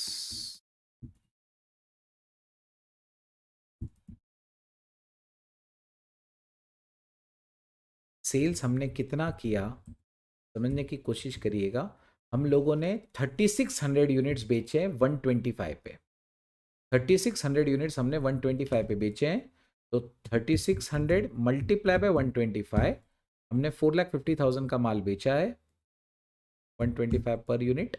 और कॉस्ट ऑफ सेल्स तो अपन ने ऊपर निकाला हुआ ही है, दैट इज 3,68,000, वो आपको लेस करना है, ठीक है, वो आपको बेटा लेस कर लेना है। सिमिलरली ये तो आपको मिल जाएगा प्रॉफिट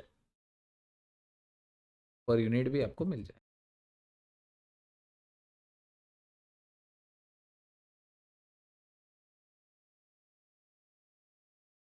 डन।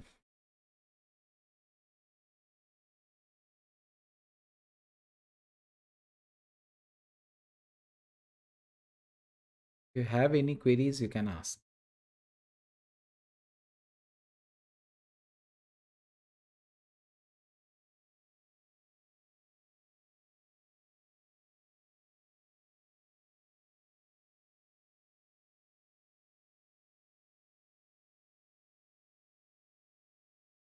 एक बेसिक क्वेश्चंस में से एक था, ठीक है, तो आपको अब पूरा आइडिया आ गया है कि आपको एग्जैक्टली exactly क्या करना है। आपको खर्चों का अंदाजा लगा के कॉस्ट में ऐड करते जाना है और अपने कस्टमर से रिकवर करते जाना है उसको।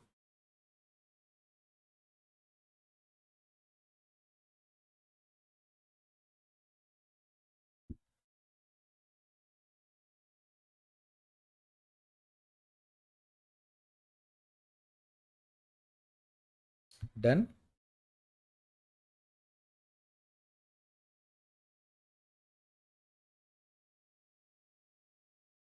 ठीक है, so that is all for now. Okay, आज हम लोगों ने काफी प्रैक्टिकल चीजें देखी है, ठीक है, आज के लिए बस यहीं पे रुक जाएंगे, है ना। कल भी और ऐसे ही बेटा हम लोग बिल्कुल ऐसे ही एक बैलेंस बना के रखेंगे, थ्योरी प्लस प्रैक्टिकल्स, ठीक है, पूरा थ्योरी नहीं कराने वाला मैं आपको, है ना, नहीं तो आप भी बोर हो जाएंगे एकदम, ठीक है। So theory plus practicals will always keep that kind of approach, ठीक है।